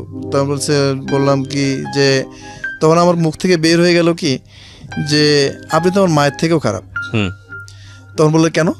তখন বলছে দেখেন আমার মা আর একটা জায়গাতে বিয়ে করছে, কথাটা মানে অপ্রাসঙ্গিকভাবে হলেও তাকে বলা হয়ে গেল, হয়েছে যে তাকে বলা উচিত ছিল না। তো আমাকে বললাম যে দেখেন মা, আমার মা আরেকটা যাতে বিয়ে করে সে তার সাথে সংসার করতেছে, তার সাথে যা করা সেটা করতেছে, কিন্তু আপনি বিয়ে না করে একটা মানুষকে আপনি দেহ দিয়ে দিলেন, আপনার মন দিয়ে দিলেন, এটা আপনি তো আপনার মায়ের থেকেও খারাপ, আমার মায়ের থেকেও খারাপ। এ করছে কি, তখন আমি বাসা থেকে চলে গেছি, ঠিক আছে আপনার আব্বা আমাকে পাঠাই দিয়েন, এই বিয়ে হবে না, এটা আমি ম্যানেজ করবো। তখন ও আমার পাশের বাসাতে যারা ছিল এরা সবাই কাছে গেছে, যে সব কিছু ঘটনা শুনছে, শোনার পরে এই বাড়িতে যে বলছে যে আমি ওই বাড়িতে বিয়ে করবো না। কেন করবে না? ওর মা এই ধরনের, তোমরা জানো না, ওর মা খারাপ, ওদের বংশ খারাপ, ওরা এখানে থাকতে পারে, বাগেরহাট থাকতে পারে নাই, ওরা রাজশাহী থাকতে পারে না, ওরা এই করতে পারে না, এটা করতে পারে না, এই করতে পারে নাই, এরকম কথা বলছে। বলার পরে 19 তারিখের বিয়ে, 18 তারিখে সন্ধ্যার সময় ওর মামা, ওর আব্বা আর হলো ওর এক চাচি, 3জন মিলে আসছে। 3জন মিলে আসে আব্বাকে ডাক দিছে। আব্বাকে ডাক দেওয়ার পরে বলতেছে যে ভাই আপনার ছেলে যে বিয়ে করবে না, এটা তো আমাকে তো বলতে পারতো না, বলে আপনার ছেলে আমার এই মেয়েটাকে এরকম কাজ করলো, এটা কি ঠিক হয়েছে? তখন আব্বা আমাকে ডাক দিয়ে বলছে আব্বা আমাকে কোনোদিনই করেনি, কিন্তু আব্বা আমাকে জোরে এখানে একটা চড় দিছে, যে এমন জোরে একটা চড় দিছে যে এখনও পর্যন্ত আমার কানে প্রচুর সমস্যা হয়। তো চড় দেওয়ার পরে আমি বলছি আব্বা আপনি আমাকে মানলেন কেন? বলছে তুই এবার আমাকে জিজ্ঞেস করতেছিস আমি মানলাম কেন? তখন ওই মেয়ের বাপ আমাকে সরাই দিল, দিয়ে বলছে তুমি আমার মেয়েকে কি বলছো? বলছে আপনার মেয়েকে তো আমি কিছু বলি না, আপনার মেয়ে এই সমস্ত কাজ করছে, আপনার মেয়ে ছেলেকে নিয়ে আসছে, তার সাথে এই আল্লাহর কি রহমত। ঠিক এই সময় তো আমরা কথা বলতেছি, এই সময় তো মেয়ের মা ফোন করছে যে মিতার আপু, মিতা নাই, মিতা বাসায় চিঠি লিখে মিতা পালায় চলে গেছে। তখন আব্বা বলতেছে যে আমার ছেলেটাকে যে আমি মারলাম, আর আপনারা যে কাজটা করলেন, এখন আমি কি করবো? আগামীকালকে আমাদের সমস্ত কার্ড দেওয়া হয়ে গেছে, একটা টোটাল বিমানবন্দরে কতজন স্টাফ থাকে এটা তো আপনি ভালো করে জানেন, কার্ড দেওয়া হয়ে গেছে, এখন আমি কি করব? আমার তো বিয়ের তো আমার তো সময় নেই। তাহলে আপনি ভাই আমার সংসারেরও এরকম একটা সমস্যা, তা আপনার আমাকে একটা কাজ করতে হবে, সেটা আপনি একটু কালকে যেভাবে হোক আমার এই জায়গাতে আপনাকে একটু আসতে হবে, অনুষ্ঠানে আপনার একটু আসতে হবে। তো অনুষ্ঠানে আসতে হবে, আসে আপনি একটু মানুষকে যদি না বলেন তাহলে আমার ছেলেটার জীবন নষ্ট হবে, আমার মান সম্মান তো গেছে, আমার ছেলেটার কোনো সময় কোনোদিন বিয়ে করতে পারবে না। তো আল্লাহ যাই হোক, আল্লাহর রহমত ছিল যে সেই মেয়ের বাপ আসছিল বিয়ের দিন সবাই গিফট নিয়ে আসতেছে, কিন্তু আমার বোনটা একটাতে গেটের এক কর্নারে, আমি এক কর্নারে দাঁড়ায়, মানে আমাদের দুজনের বুক ফাটে যাচ্ছে, কিন্তু ওর চোখ দিয়ে কষ্টের পানি বের হচ্ছে যে কি হচ্ছে এগুলা। তো বলার পরে স্টেজে উঠছে ওই মেয়ের বাপ মাইক নিয়ে বলতেছে দেখেন এরকম ব্যাপারে ছেলেটার কোনো সমস্যা নাই, আমার মেয়ের সাথে এই ছেলের বিয়ের কথা ছিল, কিন্তু আমার মেয়ে কালকে রাত্রে পালায় চলে গেছে। এই বলার পরে আব্বা আর ওকে কোনো কথা বলতে দেয় নাই। তখন আব্বা বলছে কি যে আপনারা যে গিফট নিয়ে আসছেন, দয়া করে আপনারা এই গিফটটা রিটার্ন নিয়ে যান, এই গিফটটা এখানে দিয়েন না। আমার এই আব্বা মারা গেছে অনেক আগে, তো আমার বাপের মিলাদ হিসাবে আমরা আজকে খাবারটা আমার বাপের মিলাদ হিসাবে আমি হুজুরকে নিয়ে আসছি, আমার বাপের মিলাদ হিসাবে আমরা এটা দিয়ে দেবো। তারপর থেকে বিয়ের চিন্তা আমরা করি না। কিন্তু স্যার এখন আমার সমস্যা, স্যার আমার এই যে রাস্তায় স্যার আমি অনার্স কমপ্লিট করছি, স্যার অনার্স কমপ্লিট করে আজকে রাস্তায় স্যার আমি ভিক্ষা করতেছি, কার অপরাধে? স্যার আমার কি অপরাধ ছিল? এই যে একটা জীবন না, কল্পনাই করা যায় না। মানে আপনি আজকে জায়গাটায় দাঁড়িয়ে আছেন, আপনি বিয়ে শাদী করতে পারেননি, বয়স হয়ে গিয়েছে, আপনার শরীরে এতগুলো স্টেপ, এগুলো দেখলেও প্রত্যেকটা মানুষের কাছে জবাব দিতে হয় যে কেন এতগুলো স্টেপ। মানুষ বিশ্বাস করে আপনার জীবন আদৌ আসবে কিনা সেটাও একটা প্রশ্ন। এবং দ্বিতীয় কথা হচ্ছে মামলা তো চলছে, ঝুলন্ত অবস্থায় এখনো আছে, সেই মামলার রেজাল্ট কি দাঁড়াবে জানি না। মামলাটা কি অবস্থায় আছে এখন? মামলা সম্ভবত রায় হবে, ট্রায়াল চলছে। ট্রায়াল কি ফেস করেছেন? ট্রায়াল মধ্যে আপনার সাক্ষী চলতেছে আর কি। আচ্ছা, তো কতদিন যাবত চলছে মামলাটা? আপনার 4 বছর হচ্ছে। 4 বছর। তো এতগুলো দিন আপনার তো হাজিরা দিতে হয় না, হয় কি? হ্যাঁ, প্রত্যেকটা হাজিরা না দিলে আবার অ্যারেস্ট করে ফেলবে। ওয়ারেন্ট অন্যজন যদি হাজিরা না দেয় তারা টাইম পিটিশন করে সময় পায়, কিন্তু আমি হাজিরা না দিলে এরা এখান থেকে আপনার সিস্টেম করে, ওরা এখনো পিছনে লেগে আছে। ও তাহলে তো এই কারণে আমি রাজশাহী যেতে পারতেছি না। আর রাজশাহী না যেতে পারে আমি কোনো একটা চাকরি পাচ্ছি না। আমি যদি কোনো একটা চাকরি পেতাম তাহলে আমি কোনো একটা কাজ করতাম। মানে আমি যেটা বুঝতে পারছি যে আপনার পুরো জীবনটা একটা ঝুলন্ত অবস্থায়, এবং আপনি, আর আমি সবচেয়ে বেশি বিপদে পড়ছি আমার ফুফুকে নিয়ে, যে আমার ফুফুর চিকিৎসাটা আমি করতে পারতেছি না। এবং আপনি এমন একটা অবস্থার মধ্যে আছেন, না আছে পয়সা, না আছে জীবনের গ্যারান্টি, না আছে মনের কোনো সুখ, না আছে ভবিষ্যৎ কোনো কিছু। আমি এইখান থেকে আপনাকে কি বলা উচিত আমি জানি না, আমি বরং পরিণতিটা খুব ভয়াবহ হয়েছে। মানে নিজের জীবনের যে পরিণতিটা, একটা মানুষ জীবন্ত অবস্থায় থাকা অবস্থায়ও তাকে প্রত্যেকটা মোমেন্ট আসলে চিন্তা করতে হয় এরপরে কী হবে, ভয়ানক রকমের পরিণতি। তো সেই জায়গাটা থেকে আমি শুধু একটা কথাই আপনাকে বলতে পারি, তাওয়াক্কাল তু আলাল্লাহ, এবং আল্লাহ নিশ্চয়ই ভালো কিছু করতে পারেন এই অবস্থায় থেকেও একটা মানুষের, নিশ্চয়ই পারেন। আমি সবসময় আশাবাদী একজন মানুষ, তো সেই জায়গাটা থেকে অনেক কিছুই হতে পারে আপনার জীবনে, অনেক কিছুই হতে পারে, ভালো অনেক কিছুই হতে পারে। এবং আমার লিসনারদেরকে আমি একটা কথাই বলতে চাই, যেহেতু আমাদের সিক্রেটসের যে বিষয়টা সবসময় থাকে যে একটা মানুষের কিভাবে সে ধীরে ধীরে অপরাধের দিকে যায় এবং অপরাধের জীবনের পরিণতিটা কোন দিকে যায়, এটা আপনাদেরকে বহুবার দেখিয়েছি, এটা নতুন না, আমরা প্রতিনিয়তই দেখিয়ে যাচ্ছি, এ কারণে যে আপনার জীবনে এই ভুলগুলো যাতে না হয়। আমরা প্রিয় শ্রোতা, অনুষ্ঠানটি শেষ করার আগে একটা কথা বলতে চাই। এই মানুষটির গল্প আপনারা শুনলেন এবং আপনারা এই মানুষটির জন্য দোয়া করবেন মনে প্রাণে।